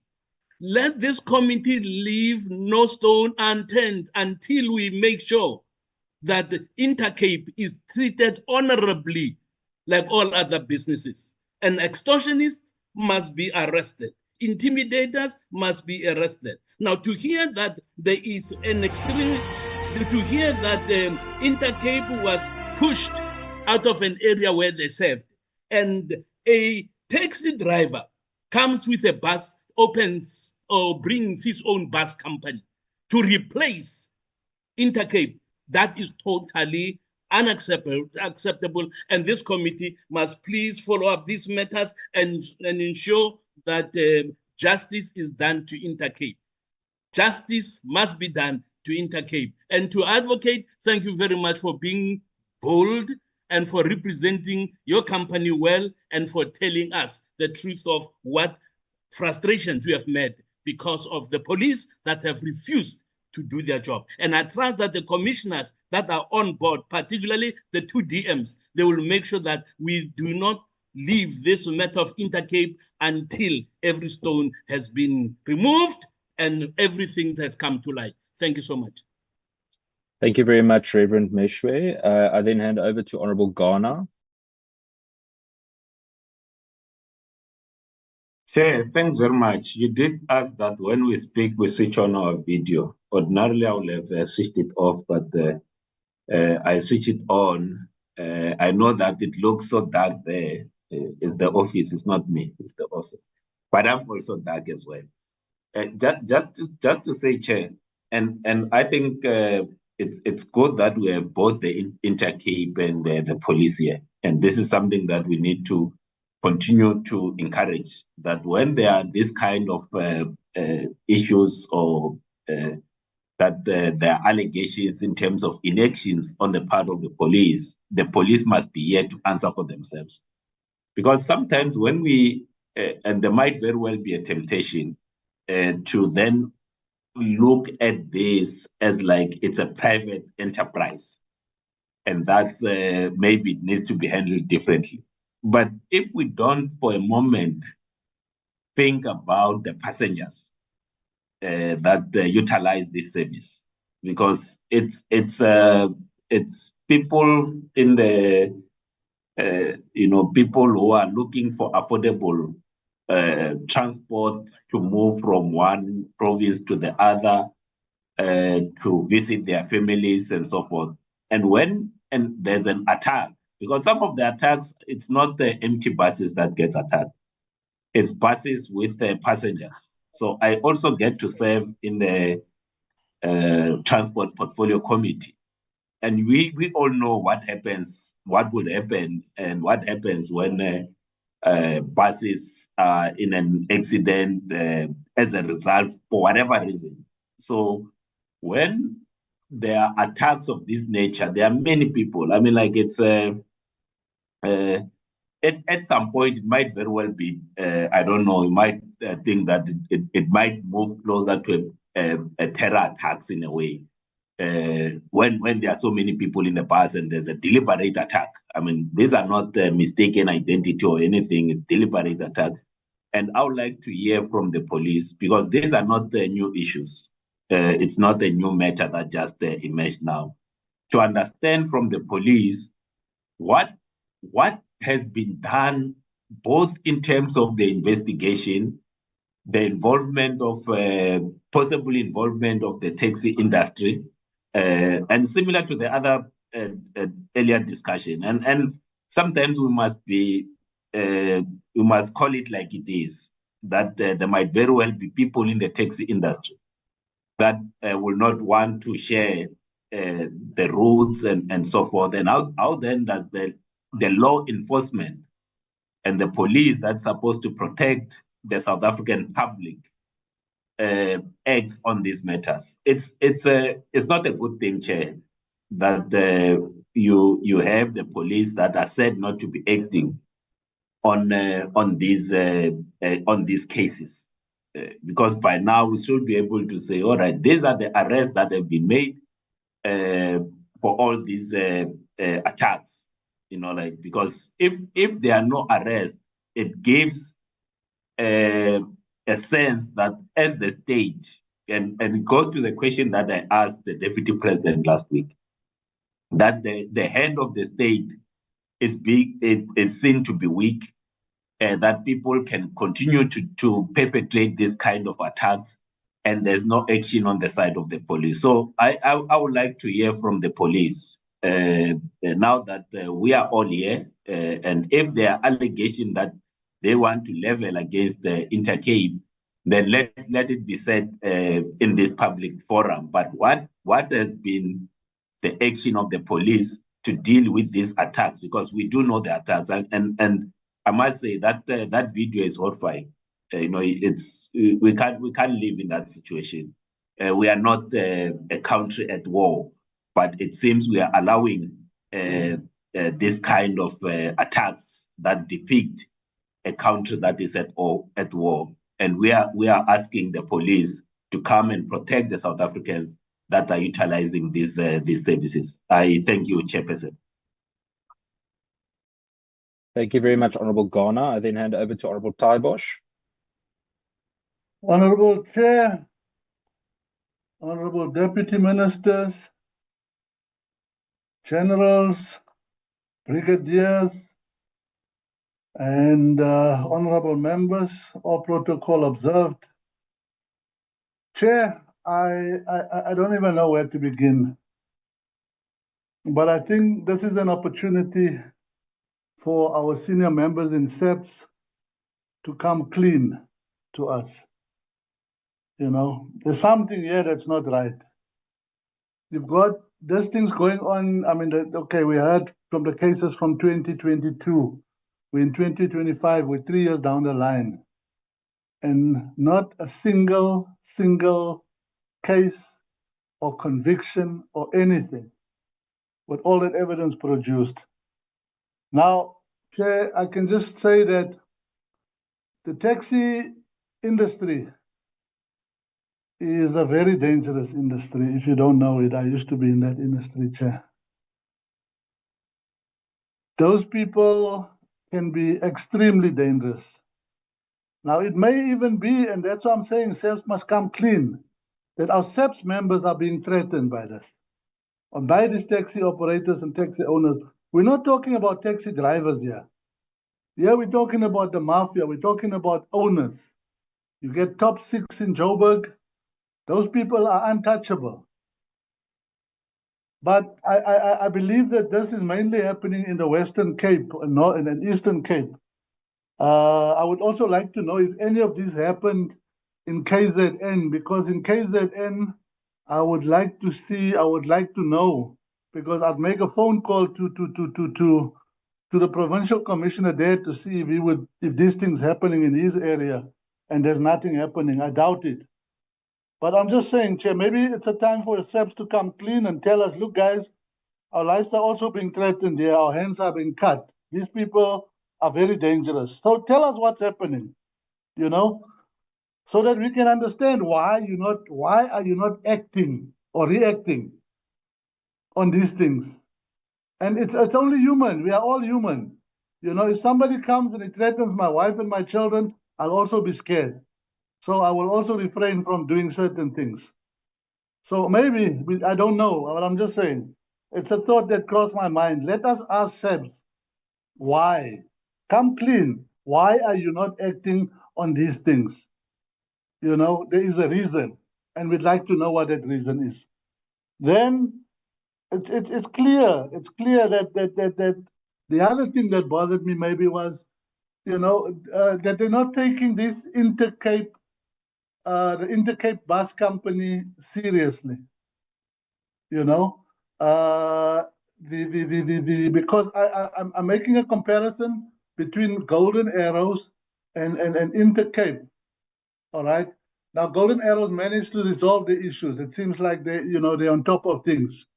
Now, Intercape, I'm wondering, do they not care about Intercape because it's a big conglomerate, and it's probably it's probably not just based in one province. Why is it that they do not care about what's happening to Intercape, and they have, it seems like SAPS have acted on good authority in terms of the Golden Arrows cases? Then I'm asking, what action has been taken by SAPS against these police stations that basically refuse to do their job, to apply the law, to do their duty, that oath that they've taken. Because what I've seen here is a flat-out refusal by SAPS members to do their job. I don't know how else to put it. To protect the citizens of the country, after being given all that evidence, photographs, videos, number plates, telephone numbers, everything, not one prosecution, nothing, all right? Want to ask SAPS as well, maybe it's time that they consider if it is their lives and the first one where their lives are being threatened as such, maybe it's time to put a task force together, Chair. We may need a transport task force where you have members that are not being identified or known by the public or known to be or serving on that force, and let these guys operate secretively, and maybe these guys will be able to clear up things. But there is definitely something, everybody can see that there's something amiss here. It cannot be that these guys can get away with murder, daylight robbery, but after being given all everything you need to go to court. I mean, they're even costing us money now, the taxpayers, because they were charged with legal fees because they haven't done what they were supposed to be doing, what the court has set them out to do. Therefore, they had to pay legal fees, but it doesn't come out of their pockets. Maybe if they should do that, then they will feel it and then action something. But Chair, it's disgusting. It is, I don't know how, there's no words. It's terrible, really terrible. It is, yeah. Anyway, that's my bit, Chair. Thank you. Thank you, Honourable Taibosh. I then move to Honourable Shongwe.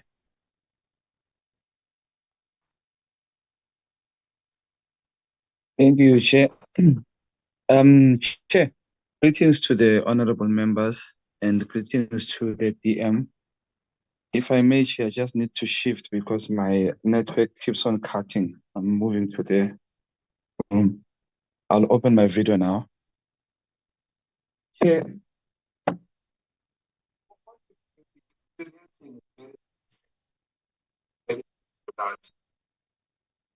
We are living in such times where we can't commit ourselves to say SAPS is still SAPS. SAPS is still serving people as it should be. But I beg to question this, Chair, in many ways. One, the direction of the topic here tends to paint taxi owners, the taxi industry at large, with a very dark brush. And you come to the buses, they complain of the very same thing of what the taxi owners are complaining about, the killings, the shootings, the extortions.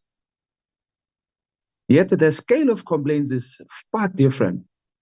At least the buses can quantify to say there's 100 or 200 cases that are not solved.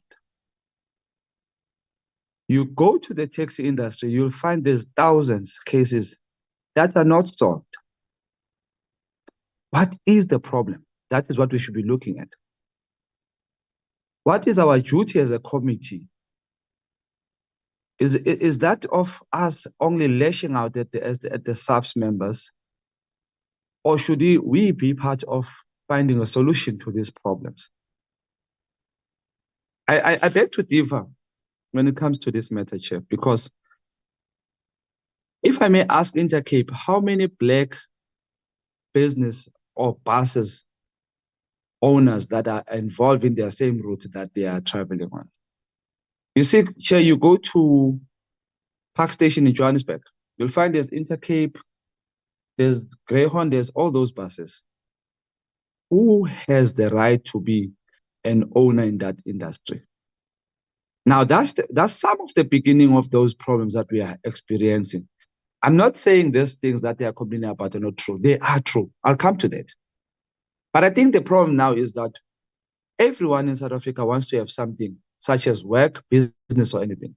But such buses and such opportunities in the buses industry are very kept to certain people. Blacks in particular are not allowed to come in that space. I hear Honorable Eugene Mthetha and Honorable Reverend saying that before 94, when you see a police, you will run away. It's true. It was not because of respect, though. They were not respected. They were feared because they didn't treat people well. They would beat you and all those things. But now, what I want to ask ourselves as committee members is that, how are we going to help SAPS that we see that it is in so much serious trouble that needs serious attention? There is a movie about a police cop who's called Murphy, who went to challenge the criminals and got shot. And then he later turned to be Robocop. Our members can't do that. Our SAPS members can't do that. Yes, there are criminals within the SAPS.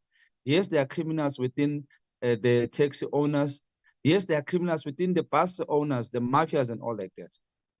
But our members can't go head on with these criminals because SAPS itself and the government is not assisting these members to be pure police members. The salary is very low.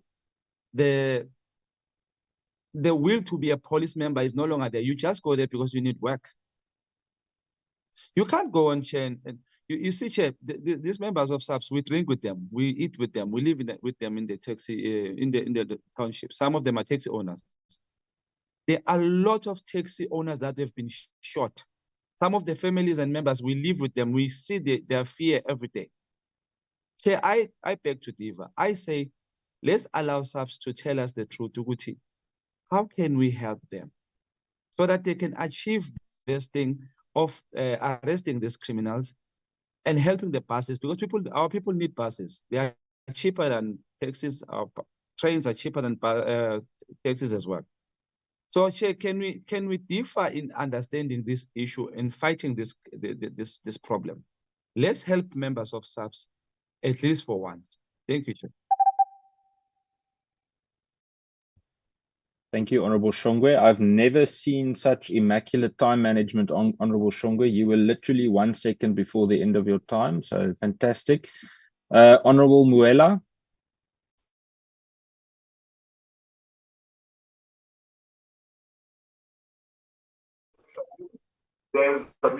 Thank you, Chair.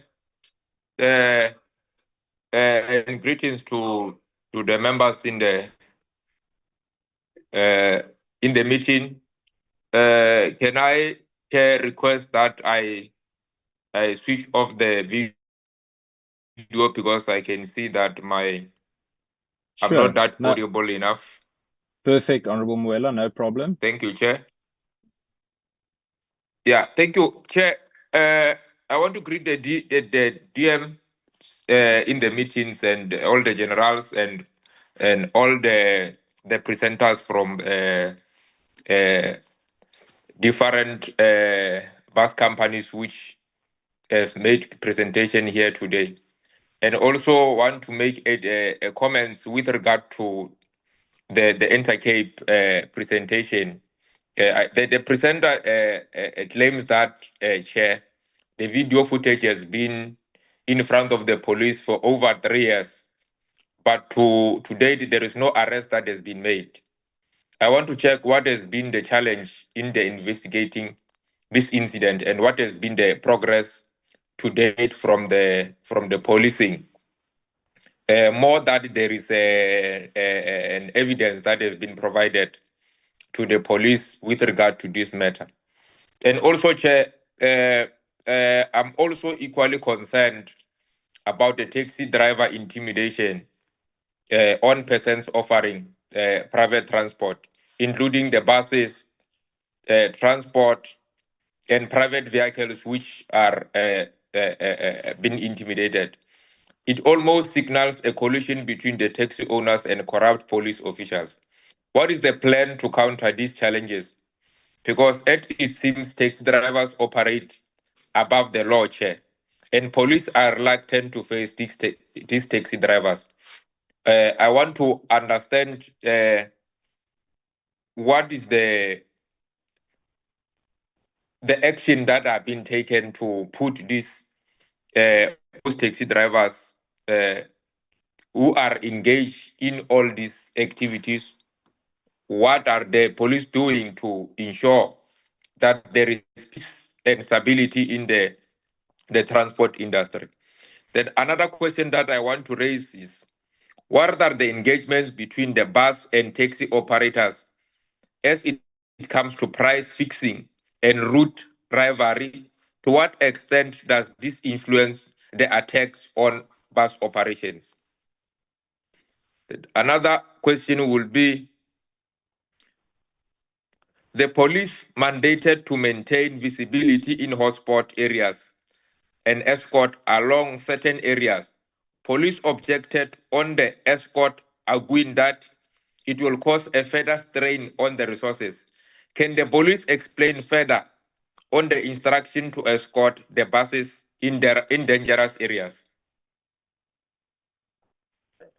Noting that the latest report incidents on bus intimidation was between 2023 and in 2023 and 2024, 2025, and no further incidents have been occurred. Could we attribute this to be heightened police interventions or visibility in this regard? The last intervention, the issues come across as an issue that involves both transport and police departments. To what extent does the Department of Transport have a responsibility to ensure driver safety? Where do we strike the balance between the police and the transport? So those are the questions that I want to get a sense from the police, and also some from the presenter. And then the last one, what are the hotspot areas between Eastern Cape, Gauteng, and Western Cape, and how much police personnel has been deployed to oversee those routes which have been identified as hotspot in these provinces that I've alluded here, Eastern Cape, Gauteng, and the Western Cape? Can I get clarity? And I believe that I'm still within time. Thank you very much, Chair. Thank you, Honourable Mwela. You and Honourable Shongwe on competition today. I think you're 2 seconds ahead of him. Thank you, Honourable Mwela. Thank you, colleagues, for all the questions and engagement. I'm going to give an opportunity to Advocate Hofmeyer to answer and comment on the questions raised. Advocate, I'm going to give you 10 to 15 minutes, if that's okay. After that, colleagues, I am going to invite the South African Police Service to do their presentation, after which the questions that you have raised to SAPS specifically will then also have the opportunity to be answered. We are still within time, so I would just like to ensure that it stays that way. I think it's important that we give SAPS the opportunity to present before they start answering questions or commenting and so on, that we have a quality discussion after the SAPS presentation as well. Advocate Hofmeyer, over to you. Thank you so much, Chair. And thank you for the gracious allocation of time. I don't intend to take all of it. There were very few questions directed to Intercape, but I want to just take a moment to address those that were. There was a particular question about what the feedback had been from the President, given the video's reference to the fact that Intercape had even sent letters to him to seek intervention. I'm instructed that there were acknowledgements of receipt of Intercape's letters, certainly a few of them, but nothing more than that. There's been no substantive or meaningful response. The next aspect that I want to deal with is the question later in the series of questions regarding the involvement of Black businesses in the bus sector. The only answer that I, as Intercape's legal counsel, can proffer today is that that is not information that Intercape has. This is a regulated industry. It is governed by the National Land Transport Act. In order to offer the service that Intercape offers, you have to obtain a permit, and you have to obtain a permit from the provincial regulatory entity. And so that is the entity under the auspices of the transport sector to which any such question needs to be directed. All that Intercape does is says, I want to provide a good service at a reasonable price to the people of this country in order to enable them to travel interprovincially. And to do that, I must go and get a permit. I must ensure that I do it lawfully. I must present my case to the regulator. And if the regulator thinks I should be given that responsibility, then I will obtain a permit to do so. So questions about who else is getting those permits must be directed to the relevant authorities. The third question related to the interplay between the price fixing and the criminality. And I'm grateful for that question because it is essential that the story be seen with the vantage point that I tried to emphasize throughout the presentation earlier. You have to see how these individual acts of intimidation are linked to the bigger theme of extortion in order to see this properly as an instance of organized crime. And so it's important to focus on that price fixing meeting, the one that I've referred to today, the one that was in these papers. Taxi operators and members of the bus industry are called together for a meeting, and the bus industry is told what the terms of its engagement will be if it does not want to suffer the burning of its buses and other acts of intimidation and assault. It must price fix. That's what happened at that meeting. And so it's when those who are told they must price fix refuse to do so that the criminality unfolded in all of its graphic and terrifying detail in this case. So there's an undeniable link between those two features. And then finally, Chair, in conclusion, I would like to say that it is reassuring to hear so many committee members today see the seriousness of this issue and be galvanized to do something about it. But it is important to remind all of the honourable members today that you will each be accountable for what you do next on this, as all public representatives should be. But I've heard today a recognition that you have powers to move things earlier in the programme of Parliament, to make people look up and sit up because this is a real issue. And you have this awesome power. I don't use that word lightly. It is an awesome power to call people to come before you and to answer your questions under oath. You can take that table that is in the court papers, where SAPS gives you each detail of what they're doing on the 165 cases, and you can ask them to account for each one by posing questions to them and having the accountable officials answer you. You can find out who that warrant officer was, who said that you can't travel on these roads and offer your service unless and until you meet with the taxi operators, because SAPS can do nothing. And you can call those higher up in the echelons of power to ask them to account under oath why nothing has been done for 3 years. If this committee does that, our democracy will be functioning better than it was yesterday. Thank you very much, Chair. Thank you very much, Advocate Hofmeyr. I appreciate all your feedback and again for your presentation. Colleagues, I am going to hand over now to the South African Police Service for a briefing by the South African Police Service on the response and mechanism implemented to mitigate the attacks on bus services. I'm told, according to the program, that it's Major General Pinaar that will be doing the presentation, but I would like to give DM Boshielo an opportunity just to introduce the delegation and possibly make some introductory remarks. DM, you're welcome. I'm not going to say anything, DM, in between you and whoever is presenting, so you are more than welcome to introduce them and for them to then take the lead on that.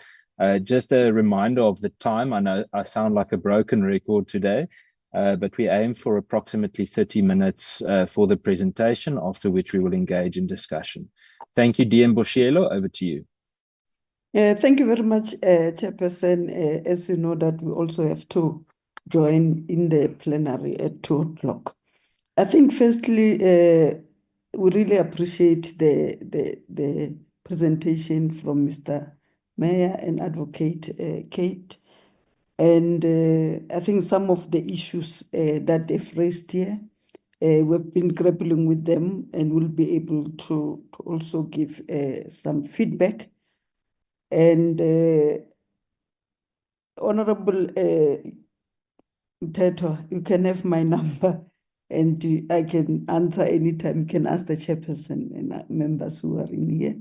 We are here to serve and be able to do that. Without any waste of time, I'm going to start with the National Deputy Commissioner, General Musikidi, and then we have General Sibia also.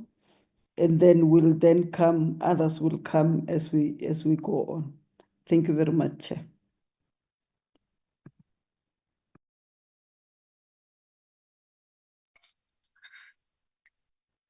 Thank you very much, Chairperson and the members of the committee. I am Lieutenant General Ibello Musikidi, Deputy National Commissioner for Policing. Chairperson, we have flighted our presentation as you have requested, but first and foremost, let me greet you and greet the members of the Portfolio Committee on Police. Greetings to the Deputy Ministers, Dr. Bushielo and Ndate Matale, to the 2 guests, that is Mr. Mayor of Golden Arrows, who I think have since left the committee meeting, and Advocate Kate Hofmeyer, and appreciate the feedback that has been provided and the presentation by the 2. Let me also acknowledge the presence of the National Head of the Directorate for Priority Crime Investigation, Dr. Libya, the Deputy National Commissioner of Crime Detection, Lieutenant General Sibia, Divisional Commissioners on the call, Acting Divisional Commissioners, the head of the components, and the executive support in the Office of the National Commissioner, our parliamentary liaison. With that, let me observe the protocol. Chairperson, I am going to give this short presentation that we have prepared as the South African Police Service, primarily focusing on the long haul bus operators as per the invitation or direction. I think if one can start on the issues of the Golden Arrows, the feedback that was provided is welcomed, and I think to appreciate as well the province for stepping up into their constitutional mandate and make sure that Golden Arrows is safe. And to also indicate that it is the same province as well, that the issues of Intercape has emerged back in the days, and the treatment will not be different between the Intercape and Golden Arrows. The presentation will provide a background just to give a synopsis, as Advocate Hofmeyer have already alluded, where the matters of Intercape have started, the operations and impacted areas, the support initiatives that the department has undertaken, despite what I think was indicated by Honorable Moela on the issues of constraints that we are currently experiencing in relation to resources, the engagement that the South African Police Service has had, the status of the litigations between Intercape and South African Police Service, what we have done.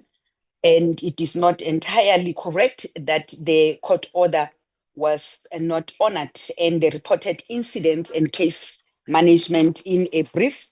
I have noted the request by the committee that we need to give blow of these cases.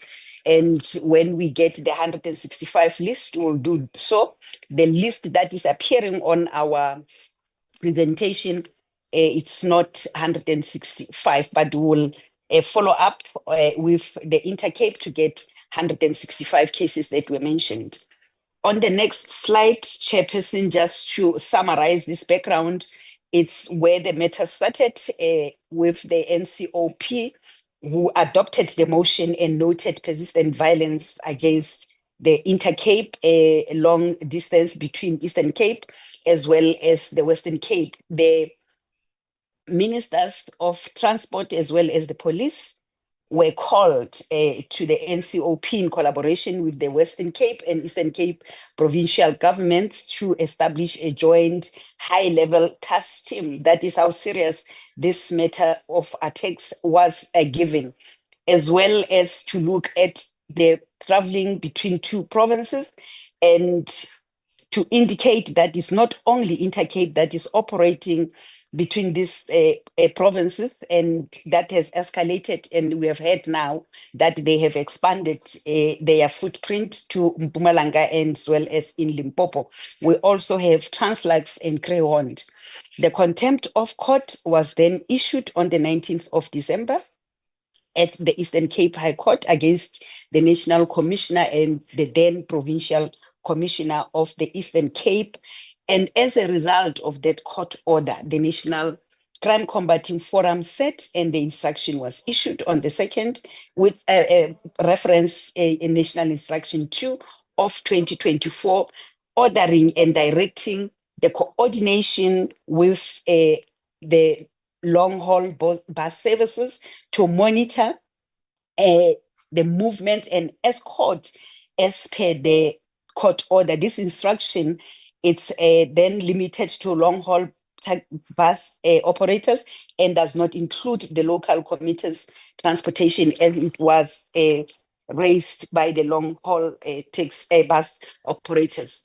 On the next slide, Chairperson, if I can run through, because this is the information already provided by Advocate Kate, on the first order that was granted on the 2022 September, as well as the second application by Intercape that resulted in a second order in June 2023 in the form of Rule Nisi, and joining the first and the second respondents, which is the MEC of Transport and the Minister of Transport, to revise the plan.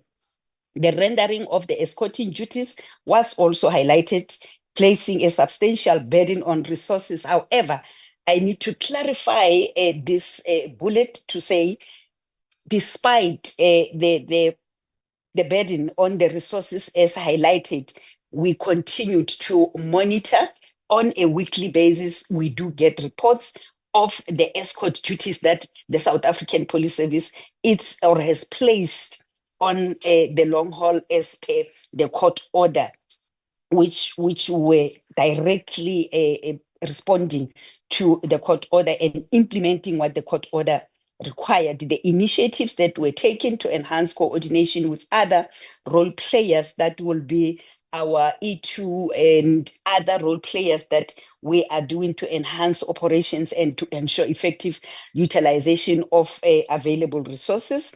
And the South African Police Service will remain committed to reach an amicable solution to ongoing litigations, taking into account its limited resources. However, to undertake its constitutional mandate and ensure that those escorts are provided and the visibility within the hotspot areas, I think is one of the questions that came. We do recognize and we have identified these hotspots areas and to intensify our footprint in those areas to ensure visibility. On the next slide is supportive initiatives that Western Cape and Eastern Cape provinces at the time when the first order was issued, established task team in September 2022 to attend to incidents of attack. I must say there was a priority committee on a long haul that was initiated from the North Joint to make sure that we get all the role players on board, including the relevant department in assisting on this. I think the other question that came later during the discussion was what is the role of other departments, in particular the Department of Transport. Although the specific routes between Western Cape and Gauteng were identified, affected routes leading through other provinces are also included to ensure regular patrols are conducted. This includes requests from long-haul bus operators for specific escorts, visibility, and as a result, the deployment of flying squads as well as the highway patrols when that information was shared. The operational plans have been developed to deal with any incident that may occur in consultation and coordination with other entities, as well as to also monitor, as I've already indicated, through the national operational command centers and district operational centers, as well as the provincial operational centers, and that information is provided from time to time to the NOC in order for us to be able to pick up if there are any further challenges in that space.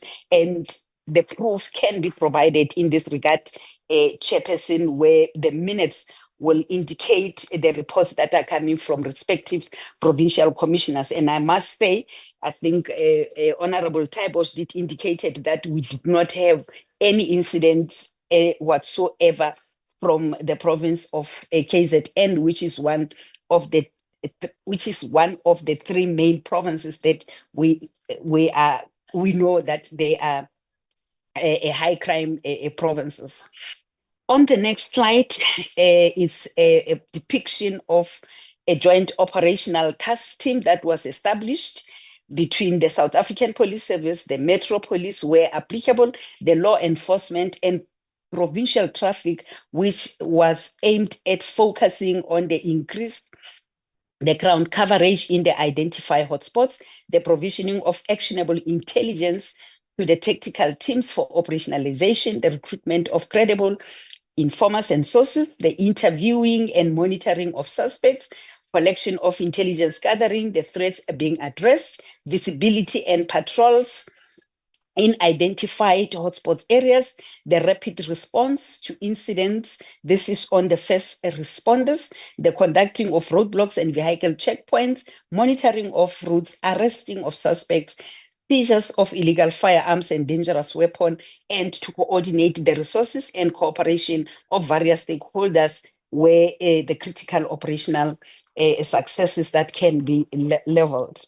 On the next slide, Chairperson, the engagement that the South African Police Service had on the long-haul bus operators is the platforms have been established for provincial offices to engage regularly with the long-haul taxi operators.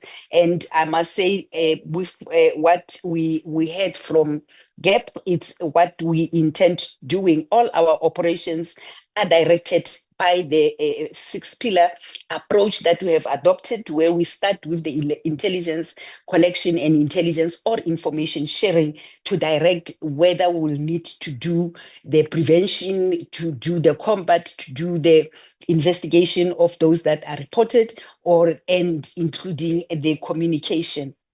This includes meeting to discuss matters of mutual interest, the concerns, trends, and hotspots. In addition, various social media communications, such as restricted WhatsApp groups between government stakeholders and bus operators, have been established to facilitate the sharing of updated information, potential threats, observation, and suspicious activities instantly. The improvement of communication has been critical to dispatch resources, issuing of warnings of potential threats, direct police and or law enforcement operations, and increased police and law enforcement presence where required. The communication platform have also facilitated the sharing of information to ensure that bus operators take steps to promote the safe and protection of their employees as well as the commuters or passengers.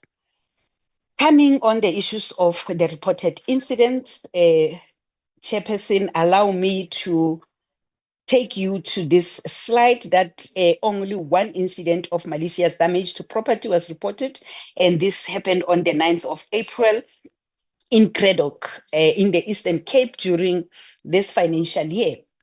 In this incident, a rock was thrown at the bus while was in transit, and one passenger sustained slight injuries from a broken glass. No arrest was made. For this, we do have detectives on the call, Chairperson, that will take us through this feedback as well as to what are the difficulties. I think it came more than once as to explain the difficulties in arresting the suspect. The Western Cape reported a total of 13 incidents from February 2022, and this ended on the 7th of August 2023 because of the intensified operations, as I've alluded in the prior slides, is that there are no further incidents that were reported since 7 August 2023, or that came to the report of the South African Police Service. In Gauteng, Chair, a total of 4 incidents ranging from the 15th of April 2022 up until 6th of September 2022, when the last incident was recorded. And since then, no further incidents were reported or came to the attention of the Provincial Commissioner of Gauteng. Eastern Cape reported a total of 15 incidents, that is from the 13th of July in 2021, and the last incident was recorded on the 15th of February 2023. And since then, there are no incidents except for the matter that happened at Craddock, which is the malicious injury to property that was recorded at Craddock or in Uber. Chairperson, on the next slide is the snapshot of the breakdown of the 76 cases that I referred to. We will look into the other cases that Advocate Kate referred to, the 165 and or 200. As she said, currently there are 200 incidents. On these, 11 persons were arrested. On the 76 cases, 14 cases have been withdrawn before court, and 4 were withdrawn in court, and 33 were finalized as undetected. 22 are still pending investigation. 1 case is on the court roll, and 2 have been referred to SPP for decision on prosecution. The breakdown of charges of these 76 cases emanated to 86 charges, meaning in one incident, in one case, it might be more than one charge that has been identified. Out of the 76 cases, only 1 murder case was recorded, 22 attempted murders, 34 intimidation cases, 18 malicious injury to property, 5 assaults, that includes both assault common and assault GBH, common robbery, it's 2 cases, and others appointing of firearm, refused to provide particulars, theft and collusion with another. This concludes what the South African Police have prepared in a form of a presentation. And going further, Chairperson, the questions that were asked, if I may be allowed on the call, we do have Dr. Libia from DPCI. I think one of the court orders, as Advocate Kate have alluded, requested that these matters be referred to the Directorate for Priority Crime Investigation, as they are organized in nature, and General Libia will talk to that particular one. On the issues of the arrests, where video was provided to the police, we do have head of the detectives, the divisional commissioner, as well as the deputy national commissioner of the detectives that will take us through that particular incident, and the issues on how we are ensuring the safety of the buses. As I've alluded on the presentation, it's the measures that the department have taken to ensure that buses are protected while they are en route when that information is shared. The police report on the questions, Chairperson, Honorable Mtetwa, on the issues of what is it that needs to be done to uproot corruption, as well my two colleagues, General Libya, on what is happening within the DPCI in relation to the investigation, as well as the anti-corruption unit within the detective service that will be taken by General Sibia. Honorable Shikeleng wanted to know how police is assisting in stopping the court order. I must indicate, as I've indicated earlier, that the court order was implemented with the directives that were provided by the court, and we are continuing to do so. And as a result, we are monitoring, I think, our report that also gets further to indicate that since we have intensified those patrols, there are no incidents except for the recent incidents that happened in Limpopo, the two incidents that happened in Limpopo, and this is the new route. However, I must indicate, Chairperson, that with the report that we are getting, a follow-up is going to be made on this warrant officer, as well as the members who were bystanders when the crime was committed without them doing anything. That will be followed up immediately after this meeting, and we shall provide the update to the committee. If SAPS check the pickup and hubs, as I've alluded on the presentation, that we have identified certain hotspots and we have intensified our patrols and to escort the buses if they are going to be passing through that priority committee and that high level task team that was put in place to mitigate any further attacks at high risk routes. Honorable Mishe, on the issues of the court order, I think I've already alluded to that, but on the issues of taxi operators that are loading, it's this report that is coming from Limpopo that is going to be followed up and the feedback will be provided. General Libya will allude to the issues of the filling of the form if that instruction was given, but if we can get further details on the police station that have required that the forms must be completed, which we cannot wait for the form to be completed to investigate the case. We will be glad to follow up on that as well, Chairperson, to make sure that we assist if the province is not able to assist, as the Honorable Mishu said, that what will then be the consequence management that will be taken against those that have not done what was expected of them. Honorable Ghana, what has been done on both investigation and the involvement of the taxi, I think I've already indicated all the investigation related matters the two colleagues will do, but in particular, these cases are lying in the SAPS at the police stations, and Lieutenant General Sintumule as well as General Sibia will assist in responding to those.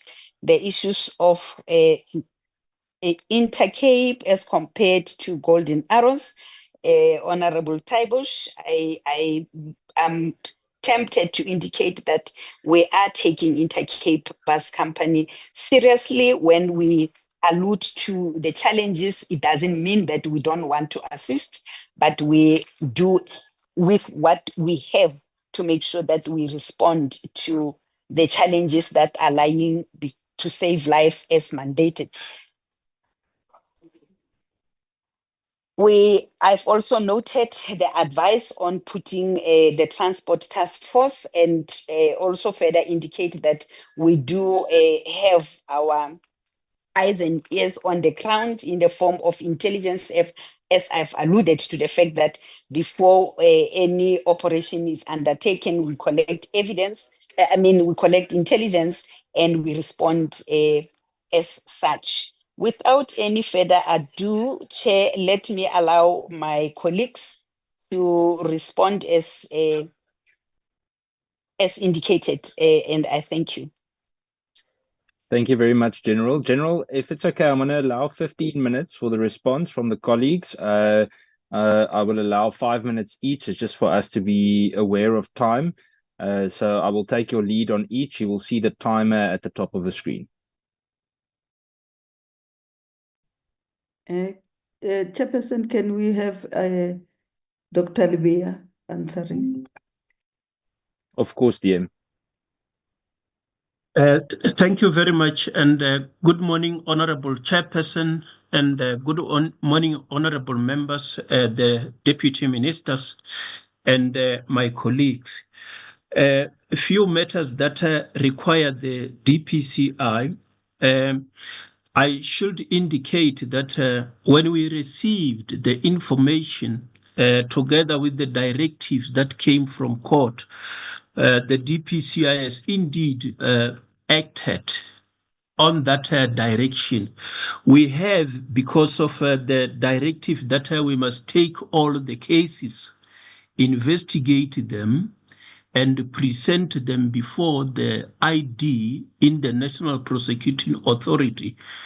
We requested those dockets, which the directive was that the provincial commissioners should present them to the national head for investigation. So we ask for those matters to be presented to the DPCI so that the DPCI can analyze them and see if they are in line with the mandate of the DPCI. As one would observe that the nature of the crimes that are reflected on their own do not necessarily result in the DPCI. So those analyses were done. I can point that from the Eastern Cape, 67 matters were analyzed by the team that was put in place. And then there is various methodologies that they shall have been directed, undetected 26, pending 30, and then 4 were already withdrawn, and then 6 were presented before the National Prosecuting Authority that declined to prosecute on those matters. With regard to the other matters, they are still with the National Prosecuting Authority because the team is engaging the National Prosecuting Authority to give advice on how to proceed with those. From national level, what we have done is after receiving the assessment of the docket analysis by the team that have looked at this matter to see if they constitute organized crime or a pattern of racketeering activities as suggested. After analyzing that, we compile the report and present it to the ID, which is where the court directed that we should do, so that they can indicate as to whether it result in their mandate. They responded that no, the matters do not result in the mandate of the IDEC. So, but we are handling those matters with the DPP at a local level so that clarity can be sought. So that the matters are generally handled by the Organized Crime Investigation Unit in the South African Police Service.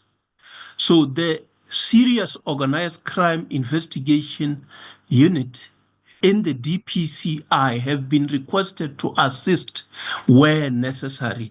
So that is the current status. So I will not, because of some of the matters that have been raised were not brought to our attention before coming here. So we will not be able to respond to each and every aspect that was raised. One need to see the reports first. So those will be the comments from my side. Thank you very much, Honorable Chairperson and Honorable members. Thank you, Dr. Libya. Chair, we can have General Subia also coming in. General Sabia, the floor is yours. Thank you, DM.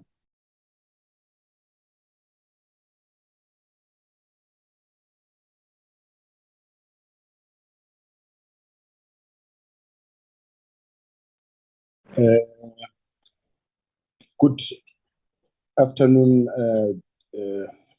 Chair and members of the committee, Deputy Minister, all colleagues. What I want to quickly say, Chair, in relation to these investigations is that first and foremost, we complied with the court order that says the matters must be sent to the DPCI, which we did. Now, the DPCI have confirmed that they have 67 dockets which are currently with the DPP for review. So which means the cases, some of them were newly prosecuted by the Umtata advocate, but they were taken back for review to the DPP's office. The case dockets are with Advocate Jafta of the DPP.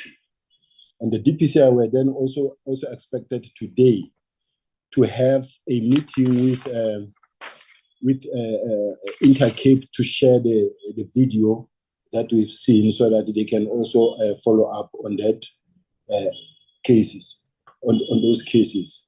Further than that, I want to say that I do have a number of cases also, both in the Western Cape and the DPP. Some of them are still under review. Some of them have been sent back for queries, but they are under investigation. And some of them were closed as undetected. But safe to say that all cases that have been reported are really getting attention. They deserve a DPP.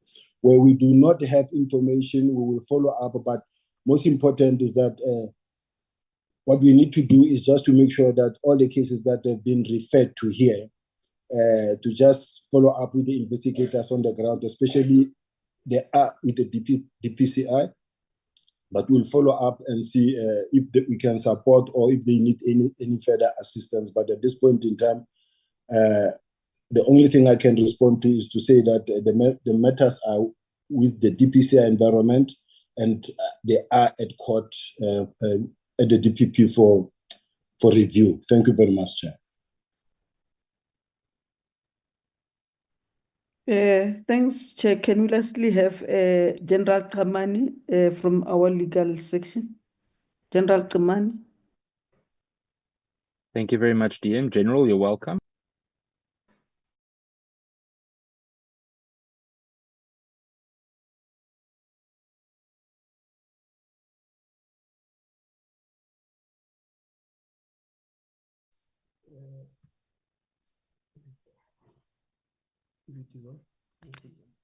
All right. No, thanks, Chair, and greetings to you and the honorable members and our DMs and colleagues on the platform. Chair, we can confirm that the status on litigation matters as reported by Gerald Mostegidi is a true reflection of what has transpired in the last 2 years or so. What is outstanding, Chair, as we've said, is a meeting between ourselves and the bus company concerned. In this case, it should be the Intercape. As we know, Chair, that I think around 2023 there was an interim order that compels us, SAPS and other law enforcement agencies in the form of under the Department of Transport, Metro and law enforcement to come up with an operational plan. And it is our view that has been complied with. So we need now the court to relieve us from that interim relief. But what will help us, all of us, including the bus company concerned, is for us as a matter of agency, convene that meeting and find ways as to how then do we deal with the matters going forward, Chair. But Chair, I can confirm in closing that everything that was presented by Chair Mosegili, it is what transpired, Chair. I thank you, Chairperson, for your opportunity.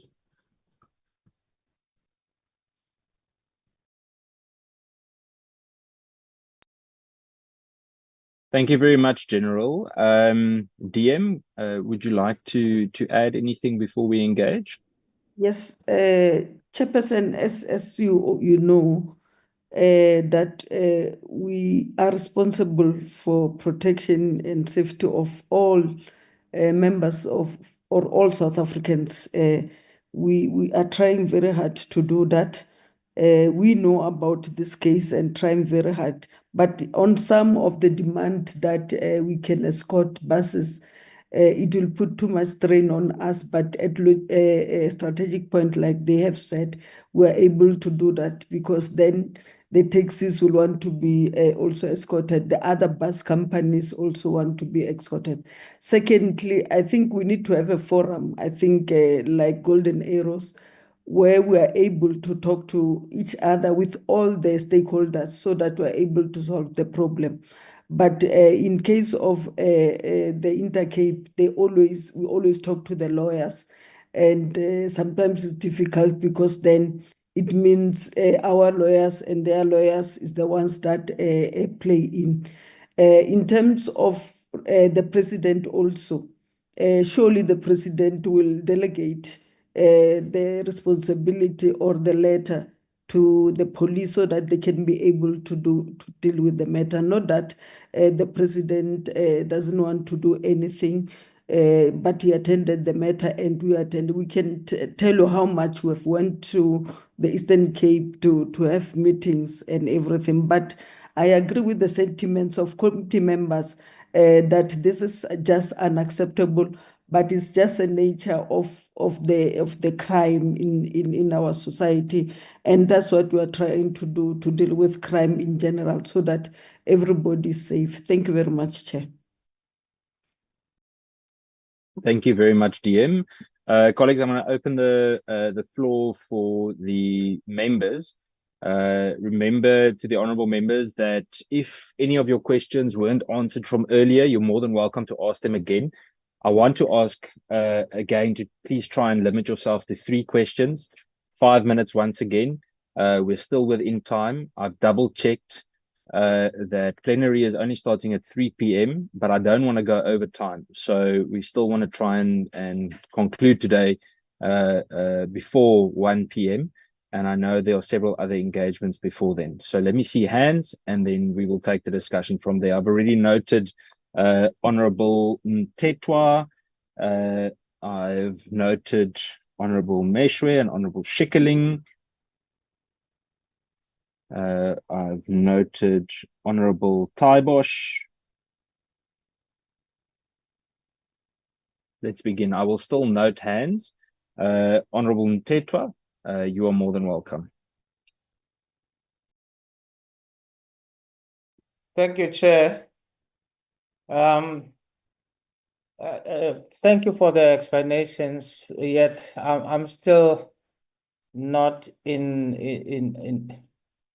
I'm not taken into confidence.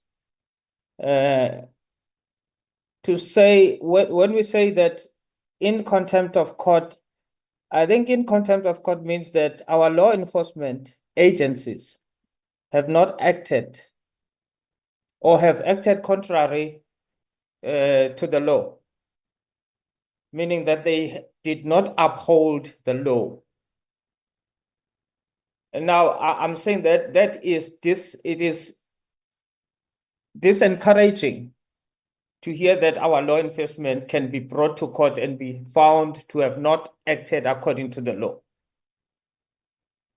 I think, DM, the language that we speak, it's something we also need to look at. I've heard people saying when they report about deaths of people, they say, at least 7 people have died, as if 7 people is nothing. We need to look at issues as, I am not a stats. A death of a person cannot be a statistic. I am a human being who loses his life. So even if it is one person or two people, it cannot, we need to move away from such language. The reason why I'm raising the issue of language is because when we listen to, and now I'm gonna be at odds with my friends, General Libya and General Sibi. You hear when they explain, they talk about the mandate, the mandate. South Africans, as they are sitting wherever they are watching this, they're expecting to hear, out of 76 cases, we have arrested 120, not 11. It is discouraging. Honestly, it is discouraging. You can't say 76 and then you say, no, we had to find first whether this particular division has mandate over this. It is policing. It is all policing. If I'm a policeman, somebody commits crime in front of me, I should be bold enough to act there and there and say, did I act correctly or not, or incorrectly after that? But I would have arrested the situation. We have situations where people must die first, and then we become reactionary to the issues. I think we need to move past that era. And I'm happy that DM is accepting, is taking the responsibility, which is good.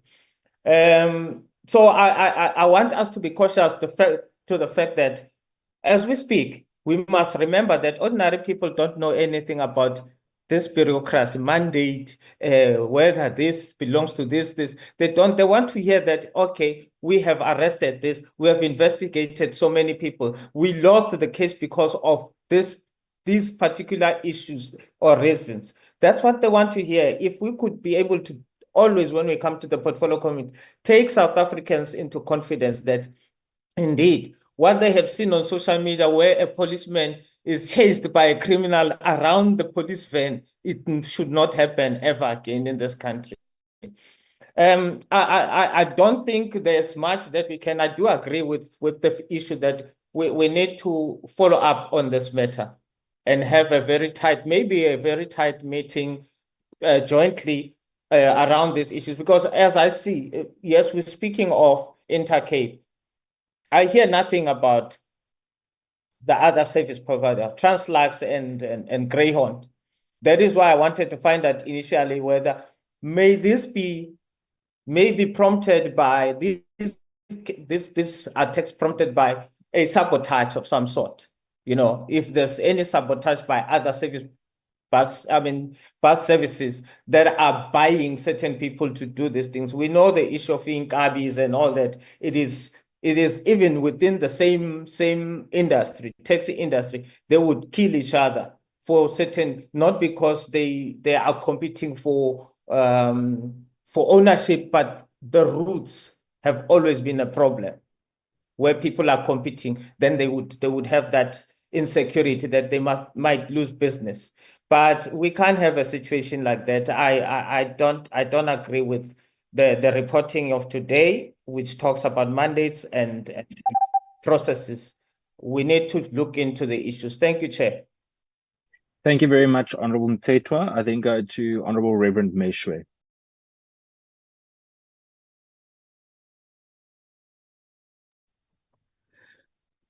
Thank you, Chairperson, and thank you for the police response and the further information they've given. My first question to the police is, if I may ask a question about the level of communication between them and Intercape, what do they say? Is there good communication? Is there feedback? Because we know that in many cases, complainants always complain about not hearing from the police at all. Now we are dealing with a company that is expecting fair treatment, that has complaints even about court orders, and they've come to a state where they say government defies court orders. And today we heard that court orders have been complied with. Now, If court orders have been complied with, how come that the complainants are not aware of it? Because they raised it. The advocate Hofmeyer raised that in the beginning. She does not know. If cases are being resolved, I'm sure Intercape legal team do not want to sound like broken records. If their complaints have been attended to, they would want to share the good news that things have improved. But they don't seem to be aware of some of the things that have been raised. I think it was Dr. Lebea who said that they are not aware of some cases. It is problematic that you have videos or a video that has been circulating for as long as maybe 3 years, that General Lebea, Dr. Lebea is not aware of. How many commissioners are not aware of this? So I would ask a question to the police. For them to be aware of all the cases and the videos that are available, are they suggesting that when charges are laid, complaints are laid at the local police station, they should also be informed? What is the protocol? Would they want duplication, that the local police station will hear the complaint, maybe even the provincial commissioner and also national commissioner, to avoid cases where the police would say, the generals would say, we were not aware of that? So I'm pleading for improved communication between the SAPS and the complainants. Actually, the police are notorious for that, not communicating. I've been a victim of that myself on many occasions, not one, of not being informed about cases that are open. Now, the last thing is I have not heard anything about the charges regarding extortionists, particularly the one whose bank details was provided. If the generals were not aware of that, we want them to look into that, so that when we revisit this matter, we'll be told that we are aware of that bank account, and we have monitored, and we can tell that no money has gone into that account from Intercape in order to pay people for their right to operate as a business in South Africa. So I thank you for hearing our pleas and also improving communication with the complainants. Thank you, Chairperson. Thank you, Reverend Meshwe. I then hand over to Honorable Shikali. Thank you, Chairperson. Chairperson, something that I really did miss from the SAPS side is the urgency of which they're taking this matter to heart. I do understand that they're investigating the matter, but 3 years is really a very long time. So I'm lacking a lot of urgency. And in line with that, Chairperson, the SAPS indicated that what was outstanding was a meeting between themselves and the bus companies. I'd just like to know when this meeting is potentially going to be held, because there's no timeline to any feedback of the police of when they will be coming back to the committee or when they will be getting back to the bus operators, so that this matter can be dealt with speedily, Chair. And then I'd just like to know, is there any investigation into potential SAPS members' collusion with extortion networks or taxi operators in any of these areas that the SAPS can tell us about? Thank you, Chairperson. Thank you, Honorable Schikkeling. I then go to Honorable Taibosh. Thank you, Chair. All protocol observed. Chair, I didn't hear the answer to what was very clear. Two incidents, two crimes being committed on 2 occasions of at least intimidation where the taxi guys came and they blocked the entrance to the one garage, and then a second garage in Palaborwa. I think the one was in Palaborwa, and the other one was somewhere in Limpopo. I'm not sure, but I've asked what was the action taken by SAPS against, the police stations that basically refused to apply the law to do their job. Here was two situations where a crime was committed right in front of the police. The police was there. The advocate said the police came and they were there. And these guys came and they said to the bus driver, you know what? If you don't want the bus to be burned, let these passengers go and you make your way out of here, because otherwise this bus will be burned. Now that is intimidation right in front of the police, and they haven't acted, and nobody has answered that question. The other thing that's lacking for me, Chair, is a clear, concise answer in terms of a plan of action to stop this thing. Now, I don't know, is this meeting that we're waiting for between the bus companies and the police? But what's lacking here is a clear plan of action to say, we need to nip this thing in the bud. This is our plan of action, etc. I'm not hearing that. I'm not hearing that. There's cases in court and stuff like that. That's not going to help. All right, these guys do what they do, and they do how they want to do it. And I hear what my colleague has said, that these guys also want to make a living. But we all want to make a living. But there's rules and there's laws in our country. We cannot allow. And there's more than enough passengers for everybody. All right, and bus routes are there. People cannot operate on bus routes if they don't have permits for it. Same with taxis. They cannot operate on routes unless they have permits for it. So if these people were there legally, then nobody's got the right to stop them. Thank you, Chair. Thank you, Honourable Taibosh. I then lastly go to Honourable Muela.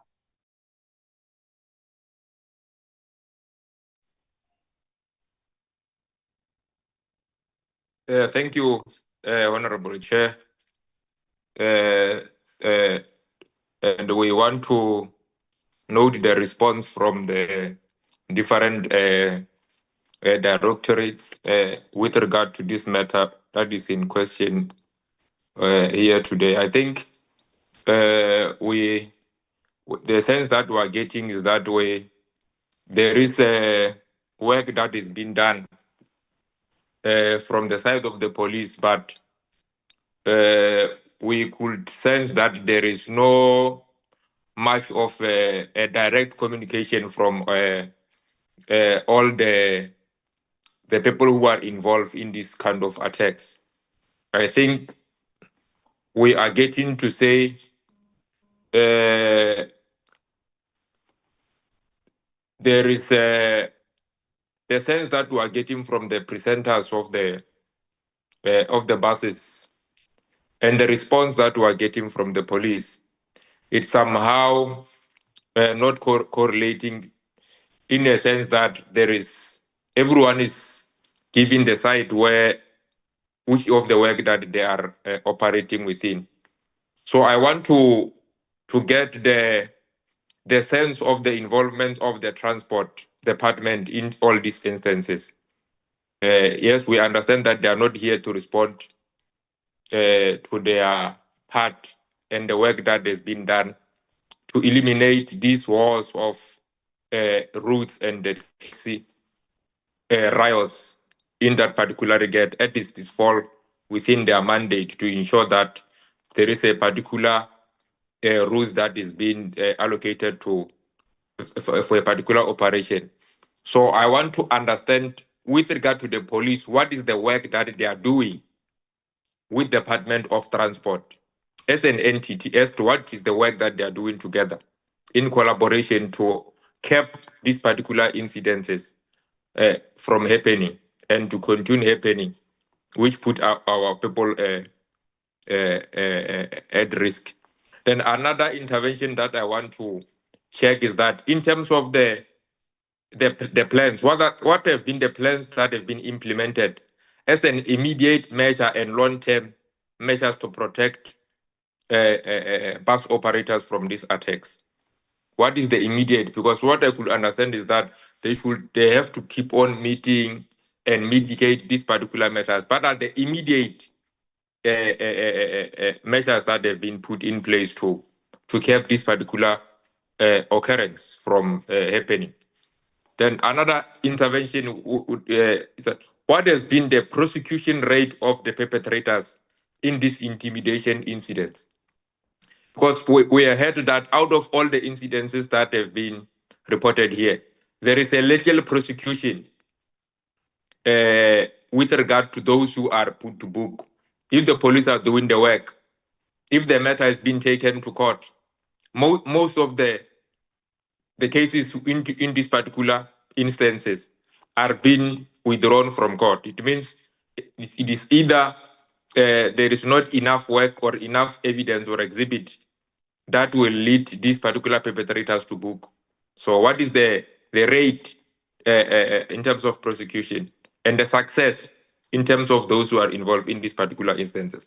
Then the last intervention, Honorable Chair, is that what is the status of the litigation on this matter and what are some of the anticipated outcomes?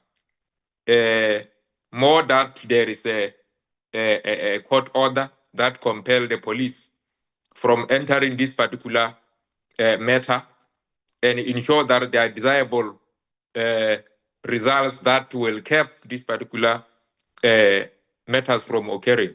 What are the recent litigation that is within court, and what is the anticipation with regard to the outcome that will lead these particular incidences to come to an end? Because what we are all agreeing is that this is a problem that we are confronted with. How will we then halfway as the police and the public-private entities to be able to keep these particular occurrences? Thank you very much, Chair. And I think I'm still within the given time. Thank you very much. Thank you, Honorable Muela. To all the colleagues, thank you for your questions. Before we hand over for SAPS, I just have a few questions and comments myself. Just firstly, I want to emphasize what Honorable Mtetwa said earlier about the mandate and the debate regarding mandate. Colleagues, I must emphasize that it's completely irrelevant to the public. It's the same with having completed or not completed the correct paperwork. Irrelevant to the public. It's the responsibility of that specific police member, regardless of exactly who is going to and who is not going to investigate the specific matter, to guide the member of the public with the relevant cases. I think the one thing I must say, and this is very concerning, is I must firstly emphasize that each of us, and especially anyone even more so reporting or responding in terms of government, must remember that on this platform you are under oath. And it concerns me that the court says that SAPS and certain persons in SAPS are in contempt of that court. But on this platform, we say we're not in contempt. You know, I almost want to go as far as saying that we should then ask the relevant person from the judiciary to join us on the meeting and then see the response. The fact of the matter is, whether we see a current decline in these specific incidents, just in terms of the latter presentation that was done, there are close to 200 cases with 0 arrest and 0 conviction. Now, I heard what was said about the dockets. I think General Sabia spoke about 67 dockets, if I'm not mistaken. Now, regardless of where those dockets are, I must then furthermore ask why those dockets or the feedback on those dockets were not given to the Honorable Mtetwa. I think you should just switch off your camera. There we go. Sorry, preparing to go to Parliament. Sorry. No problem, Honorable Mthethwa, don't worry. We didn't see anything that was dangerous, so no stress. So it's important for us to understand that there's feedback on those dockets. If those dockets are being considered for prosecution, the relevant feedback must be there. My question is then that those 6 dockets that were declined to prosecute, what happened then? What was the follow-up? Was there a session with the prosecutor? Was there a session with a senior prosecutor? Was there a process followed to see how we can get to prosecution and how we can further the investigation? It concerns me to hear that only 6 were considered for prosecution out of over 160. We can now say between 160 and 200 cases. So I want to know what that process was. Out of the 100 buses set to light from Golden Arrow, what is the status of those investigations? How many arrests have been made and how many are being considered for prosecution? And then in terms of the case where the list of registration numbers that were indicated to belong to taxi drivers, what happened there? What is the feedback? How many arrests have been made? And what is the status of the prosecution? And then in terms of the mandate, General De Beer, we can debate mandating to and fro as far as we like. The fact is that somewhere we must pick up a trend, whether it's organized crime or not. And if I look at the list, just from making notes from what was said today, it is very clear to me that in parts of the Eastern Cape, for example, a specific trend formed with regards to intimidation and extortion. So if we can pick that up with the naked eye, surely the same can be done. And I'm stating the obvious because I know, for example, in the Eastern Cape, the DPCI has done remarkable work on many fronts. But the trend is quite clear. So yeah, I'm gonna stop there. I would like the status of those cases. If we don't have the detail now, at least know what's happened in terms of the in terms of the arrests. And yeah, but let me hand over to SAPS first. DM Boshela, if I may hand over to you to coordinate response. Thank you very much, Chair.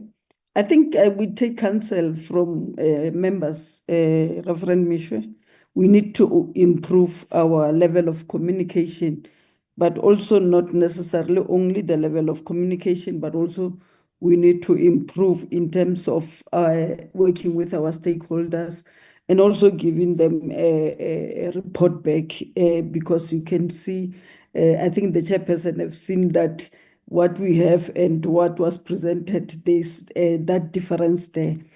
So if we talk, like as I said with Golden Arrow, would not have a problem. But I must say that the MEC for Transport and Community Safety in the Eastern Cape had various meetings about this issue.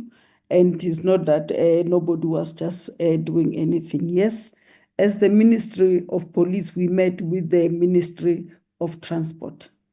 And we raised this issue to say they must sort out the issue of operating licenses in terms of the NLTA.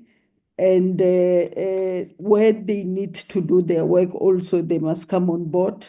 Like in the taxi industry itself, you have what is called the bucket system, where each and every taxi, when you load, you have to put some money and it goes for other things, your incaries and other things that are undesirable.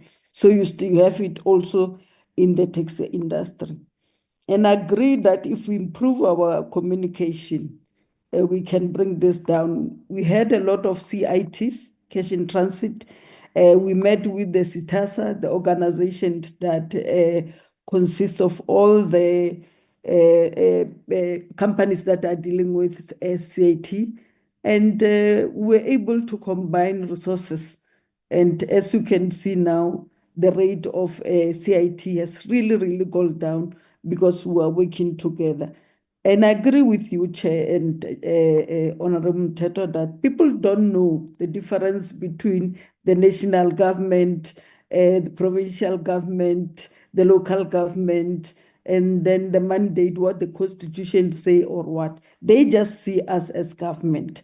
So we need to be able to understand that and deal with issues at hand.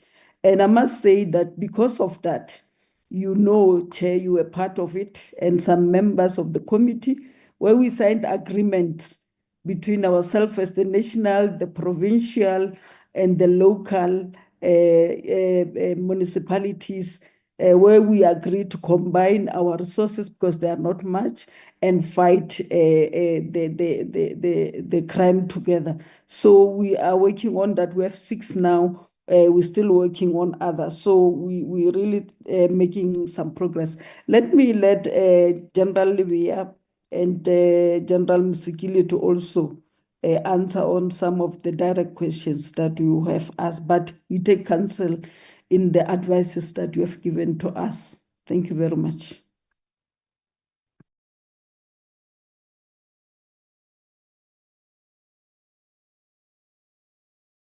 Okay, Chair, if I may start, to go to specific questions. I think on the first question from Honorable Taibosh, on the 2 incidents, I indicated earlier that these are recent incidents in Limpopo. Both of them are in Limpopo, and the follow-up will be done on these 2 matters, including to get the warrant officer. I think it's simple for us to get that warrant officer if we know the times that the shift was operating, who called the bus service and indicate that it's beyond their control, despite the plans that were developed and the direction that was given to provinces to provide such a service. I think what came up clear again in this round, Chairperson, it's the clear plan. I've indicated on presentation, I think slide number 5, that we have developed a joint operational plan with the Department of Transport and other relevant departments such as the metros, looking at our operational approach in relation to the joints and command centers that are giving direction. We have issued the instruction to all provinces, not only those that have been mentioned, and the escorts and visibility are provided. I must say, Chairperson, we encouraged that the provinces needs to communicate to get the list of the times of the transport being on the road so that they can be able to assist them.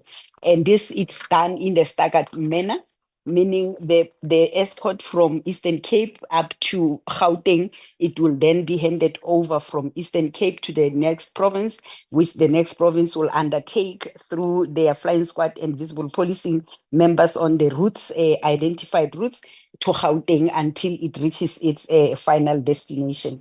So we have developed that, and I can confirm that we have done that in collaboration with the Department of Transport and others. But I think, Chair, it does not mean that the department should not be called to come and explain the measures that they have put in place. In regards to the litigation, General Kamani will give us highlight on the current status, Chair, but just to emphasize on and the fact that the court order was implemented immediately, hence these instructions that I'm referring to and the monitoring of the operations that I've alluded earlier, that we are monitoring these operations that have happened and the number of incidents that happen at any given time, and we do have proof of such. So on the issues of the contempt of court, I can reiterate that it was implemented while we are still looking at other matters that will find amicable solutions with the current status of the cases and litigation. And in regards to the cases, I think, Chairperson, we will get the feedback on the Golden Arrows case. It's in the Western Cape. It is not included on our report, and we are going to respond to you in writing if you afford us that opportunity to go follow up and provide that information. And same will happen with all other cases that we are having. I indicated that when we were preparing for this meeting, the only cases that could be picked up were 76 cases where 11 persons were arrested. Yes, Chairperson, is not enough, but we'll look at the 33 cases where the cases were finalized as undetected, what could have been the issue, and we shall also give a step-by-step on those other cases.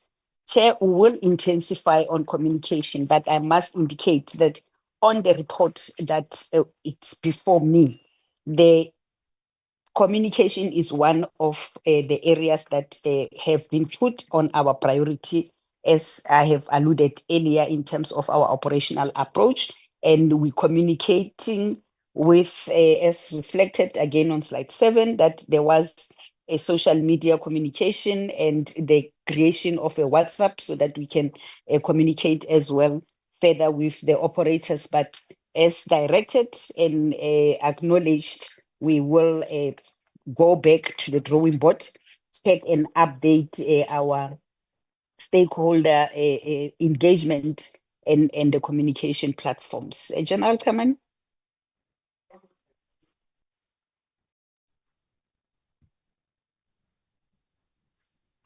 Thank you, Chair.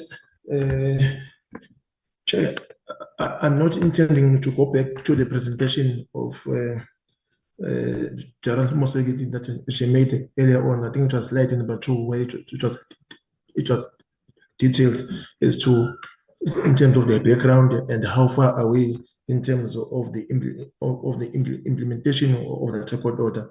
Safe to suffice, Chair, that as far as we are concerned, we have complied with the record order is because operational plans were developed and they implemented. And we've seen that in the last 2 years or so, we had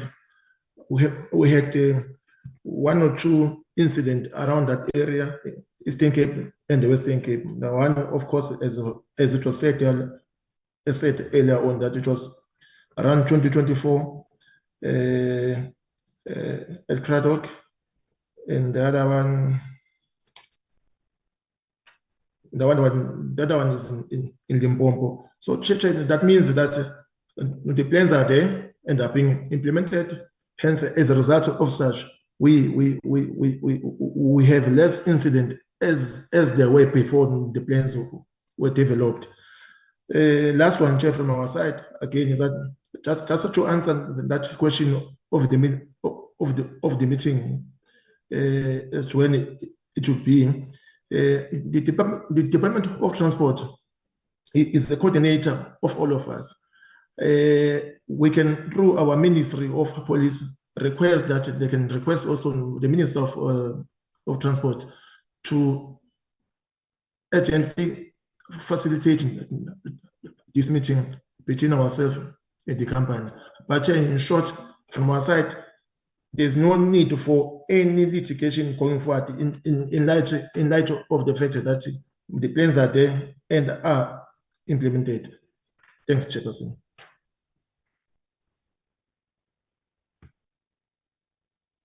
Thank you, Honorable Chairperson and Honorable Members. I have taken note of the areas that require the DPCI. Indeed, starting with the first one from Honorable Shongwe, that touched on the mandate. We did not necessarily want to raise the issue of the mandate. It was just an indication of how we get involved. Indeed, the public wouldn't like to be hearing whose mandate is that one. But there are court decisions that have actually attacked the DPCI on some of the matters that they have handled.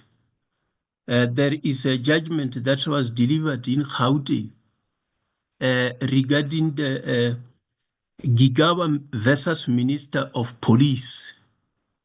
In that there are lessons that are being learned. There is also another decision that was made in Mpumalanga.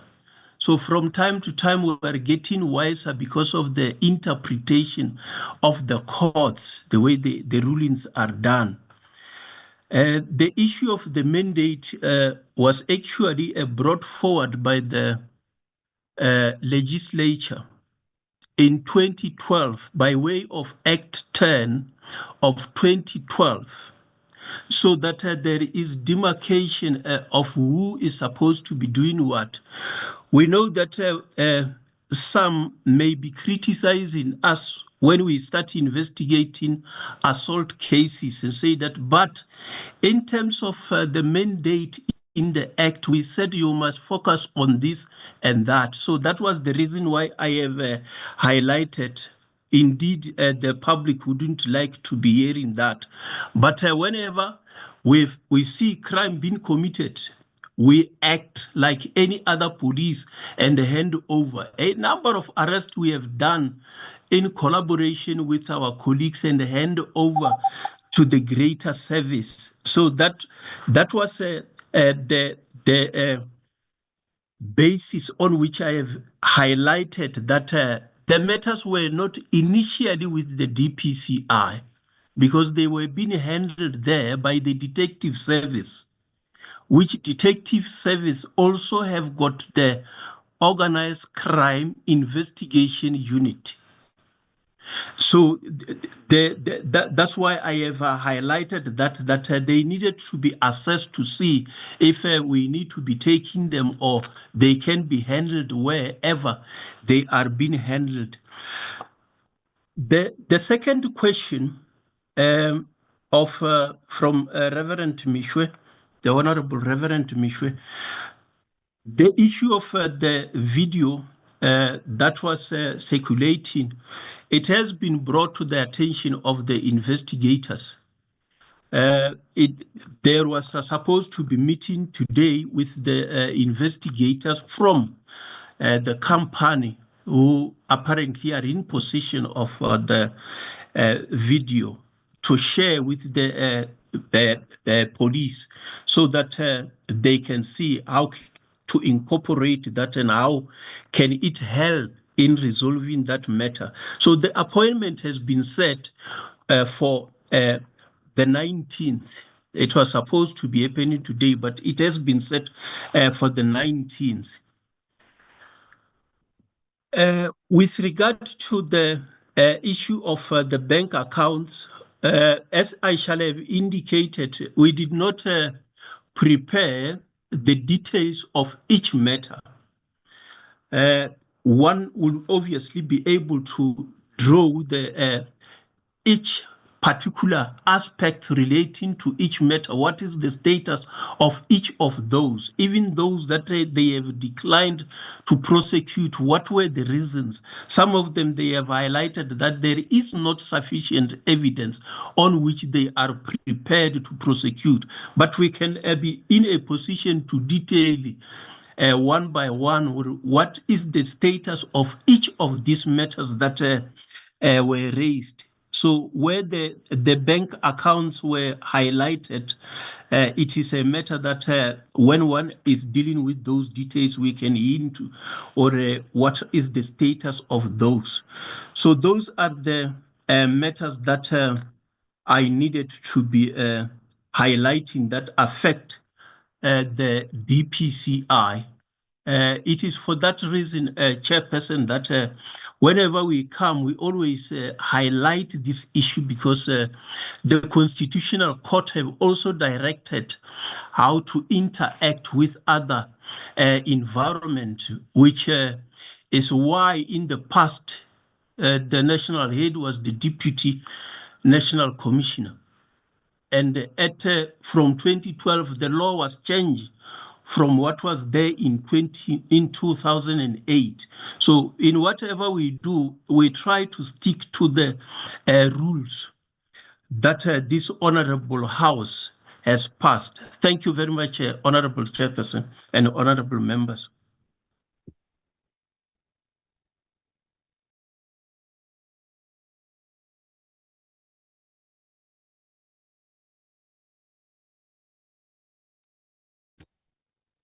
Thank you, General Sabia Aghlabia. Colleagues, I am going to allow the last round of comment or questions if anything was missed from the honourable members. Before I do that, I'm giving the last opportunity as well to Advocate Hofmeyr. It will be below 5 minutes, and then we will conclude the meeting. Again, Advocate Hofmeyr, the floor is yours. Thank you so much, Chair. I'm greatly indebted for the opportunity just to make one or two comments in response.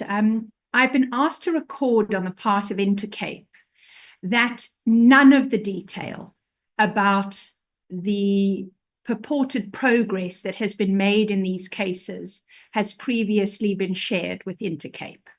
And it's a point that a number of the honourable members picked up on, particularly Honourable Member Meshwe, in his comments earlier. There is a complete disconnect between the facts that Intercape came with today to present to you and the facts that you've heard from the SAPS representatives today. It leaves Intercape in a position of some bewilderment because there have been court orders, particularly in relation to the SAPS, since February of last year. Those court orders required this investigation to progress and required reports of that progress to be made available to the court and to Intercape. And as we are here before you today, none of that information has ever been provided to Intercape, despite its own follow-up requests and despite the extant court orders requiring that. That itself is a major, major problem. Interestingly, though, it does appear that the fact that this committee has convened and is sitting today has been enough to galvanize the SAPS to come before you today and give you some of this reporting. We'd like to suggest that that is something that this committee should take forward and take seriously. You clearly, by commanding and calling on those to come before you today, have precipitated some movement in this case. It is, we say, your role now to do more and to ask for that account. I'm grateful to General Lebeya for concluding his comments on the basis that they are capable of giving you the details of each of those cases, of giving you the details of the particular case reported in May of 2022 in Dutchwa with the 4 registration plates. They can tell you what has happened, and they should, because that would be proper accountability. It hasn't been provided to the court. It hasn't been provided to Intercape, but it can be provided to you. You've been told that today in the session. So we would implore this committee to marshal all its powers, including its powers under Section 56B of the Constitution, to require reporting to it and to call on those to give evidence properly deposed to under oath about these matters. We have not been privy to them until today. There's much more that is required to be done, and we'd like to encourage the committee to take that forward. Thank you very much. Thank you, Advocate Hofmeyr. The last round, I've noted Honourable Reverend Meshwe.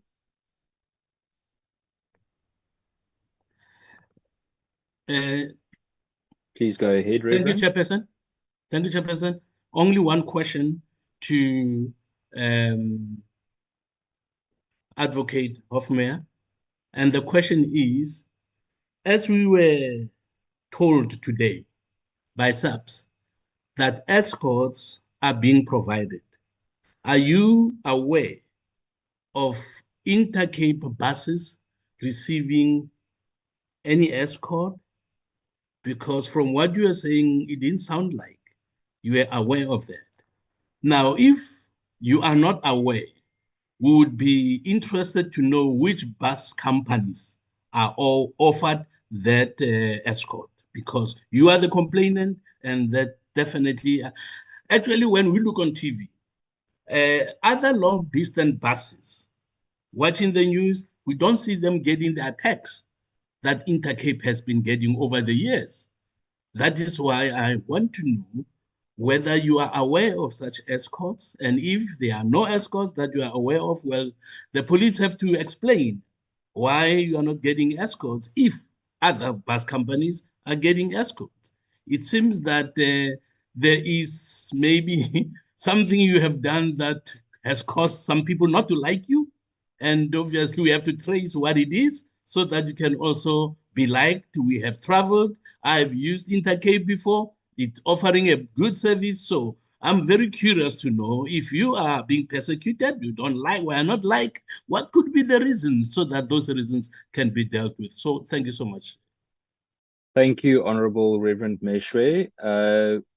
I'm just going to allow Honorable Schikkeling and Honorable Mteto to ask their questions. Advocate Hofmeyer, and then I'll come back to you. Honorable Schikkeling. Thank you, Chairperson. I just have a follow-up. I didn't get a clear indication from the SAPS on a timeline of when they would be giving us feedback again on this matter, and when they would be having almost a complete synopsis of what's going on for us. Thank you, Chair.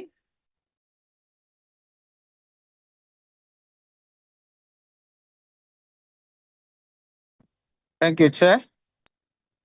I won't have my video on because I'm in the bus already traveling to Parliament. But I just want to find out from, I think it is General Lebia, who spoke about compliance. They seek relief from the compliance that was imposed by the court. I wonder what is compliance to him? Is it reporting back to say we have acted, or is it the results to what they were supposed to do in the first place? And second to that, is it possible that we get time frames? Because it seems like everything, I mean, we see most of these cases, they take too long. Is there sort of a comforting time frame that they can give us in terms of these cases? Maybe they can respond to that in writing to say, with this particular case, we think we are this much percentage towards completing it or getting the results. If they could be able to do that. Thanks, Chair. Thank you, Honorable Mtetwa. Those are the last questions. Advocate Hofmeyer, if you like to just quickly answer, and then I'm going to head over to SAPS again. Yes, thank you so much, Chair. It's in answer to Honourable Member Meshwe's question regarding the escorts. Honourable Member Meshwe, Intercape is aware of those escorts. So on that aspect, there's not a disconnect, but I need to place it in its proper context. The escorts that have historically been provided to Intercape were pursuant to court order in the action plan proceedings that I outlined for this committee at the commencement of my address today. You'll recall I said that Intercape had two litigation streams. The one was to deal with the transport authorities and to get them to develop an action plan together with the SAPS. It was pursuant to that litigation and court orders in that litigation that as an interim measure, SAPS was directed by court, because they opposed this relief, to provide escorts to Intercape buses. That did occur historically. I didn't focus on that aspect initially today because our focus was on the police case and the investigations that have borne no fruit. But it is important to record that those escorts were provided. They were provided to Intercape. That was pursuant to court order after the SAPS resisted providing that relief. Thank you. Thank you very much, Advocate. I'm going to hand over for the last round of answering to South African Police Service before we conclude. I just want to repeat two of my questions. In terms of the 100 buses of Golden Arrow that was set alight, what is the feedback regarding the investigations? I don't need technical feedback on each. I want an indication of whether there is something ongoing, whether there's progress, and then we can obviously, along with the rest of the timeline that Honourable Schikkeling spoke of, get the feedback on that, and then again the list of cases from Intercape. And then the last question was from my side that I didn't get an answer on. What happened to the cases that were declined to prosecute? What now? Are we leaving them as is? What happens next? DM Boshielo, over to you to coordinate response. Thank you very much, Chairperson. Let me just start with General Musikidi and then go back to General Libya to answer. Thank you very much. And then I'll come at the end. General Musigidi. Thanks, Jim. Chairperson, I think, DM, the last round of questions is on investigation, and my colleagues, General Libya and General Sibia, will be in position to give account on those. Thank you. Thank you very much. General Sibia.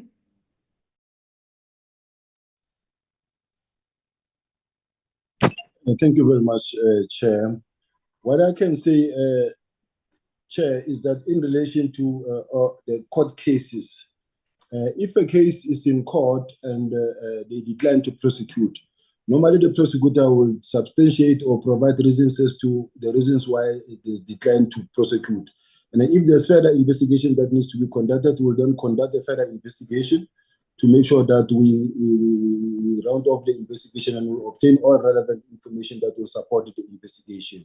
So some of those dockets are still in court, some they've given further instructions so that we can then complete the investigation, and those dockets will be then back at court to the DPP for decision. And then when the DPP is of the opinion that this one qualifies for arrest, will then go and arrest those individuals. But at this point in time, we are prosecution-led. We can't really do or act on our own without a prosecutor agreeing that now we can act on this specific docket. So, safe to say that there is a team that is intact, that is working on these dockets and working with the prosecutor, led by the prosecutor. We will provide feedback case by case on those dockets, Chair. Thank you very much. General Libya. Thank you very much, Honorable Chairperson and honorable members. Starting with where General Sibia ended, indeed, once a decision has been taken to decline to prosecute, after all those processes that General Sibia shall have indicated, if the National Prosecuting Authority has concluded that there is nothing more that needs to be done, and no instruction for further investigation, they decline to prosecute. Then if the complainant still feel that is uncomfortable, not satisfied with that decision, they can obviously request a nolle prosequi certificate. The National Prosecuting Authority can issue that so that the complainant is offered an opportunity to try privately. So it's just a conclusion of what General Sibia has mentioned. Indeed, the timelines he have indicated, we will be able to put that information and provide to the committee, showing specifically each case that we have handled and what were the reasons, inclusive of those that have been declined. We will be able to show what were the reasons for declining to prosecute, and what were the reasons for closing others as undetected. With the question from the Honorable Mutetwa regarding the compliance, from my side, what I shall have indicated is that part of the orders was that the DPCI must take the dockets. And then in terms of the law which was cited there, the provincial commissioners are to submit these matters to the national head of the DPCI. It is in that regard that we arrange that a team be put in place to assess the matters that are at hand, to see if they really require the investigation of the DPCI, so that if we can assist, the matters can still be handled by the unit where they are situated, and we can assist in that investigation. It can be decided in that fashion, so that at the end of the day, we are not found to be investigating assault cases. And again, it will be an issue that we are not complying with legislation. So that is the issue of compliance. But as indicated, we will be able to provide a complete list that responds to the questions that have been asked with regard to the investigation. So those are the areas that Generally, you can switch off your camera. You are cutting. If you switch your camera, it will assist a lot. You are cutting, we can hear you. Thank you, DM. I completed. I don't know whether the members have heard the last part. We got it, DM. I think that I think General Labia has got a very advanced camera, so it's like AI. It knows when to switch off.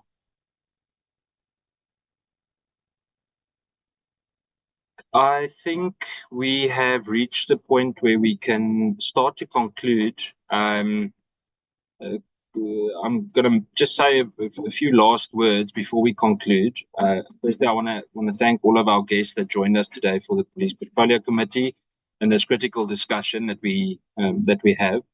I think it is likely going to pause for quite a few more discussions to come out of this, and I think there are a lot of hard yards that we need to work through to really dig much deeper into this. It is clear to me that we have not only got a communication crisis, but somewhere there's something wrong with this matter, broadly speaking. Want to welcome the way SAPS has been forthcoming along with the DPCI in terms of us then communicating in future regarding this matter. I want to support the proposal by DM Boshielo as well about a forum of some kind.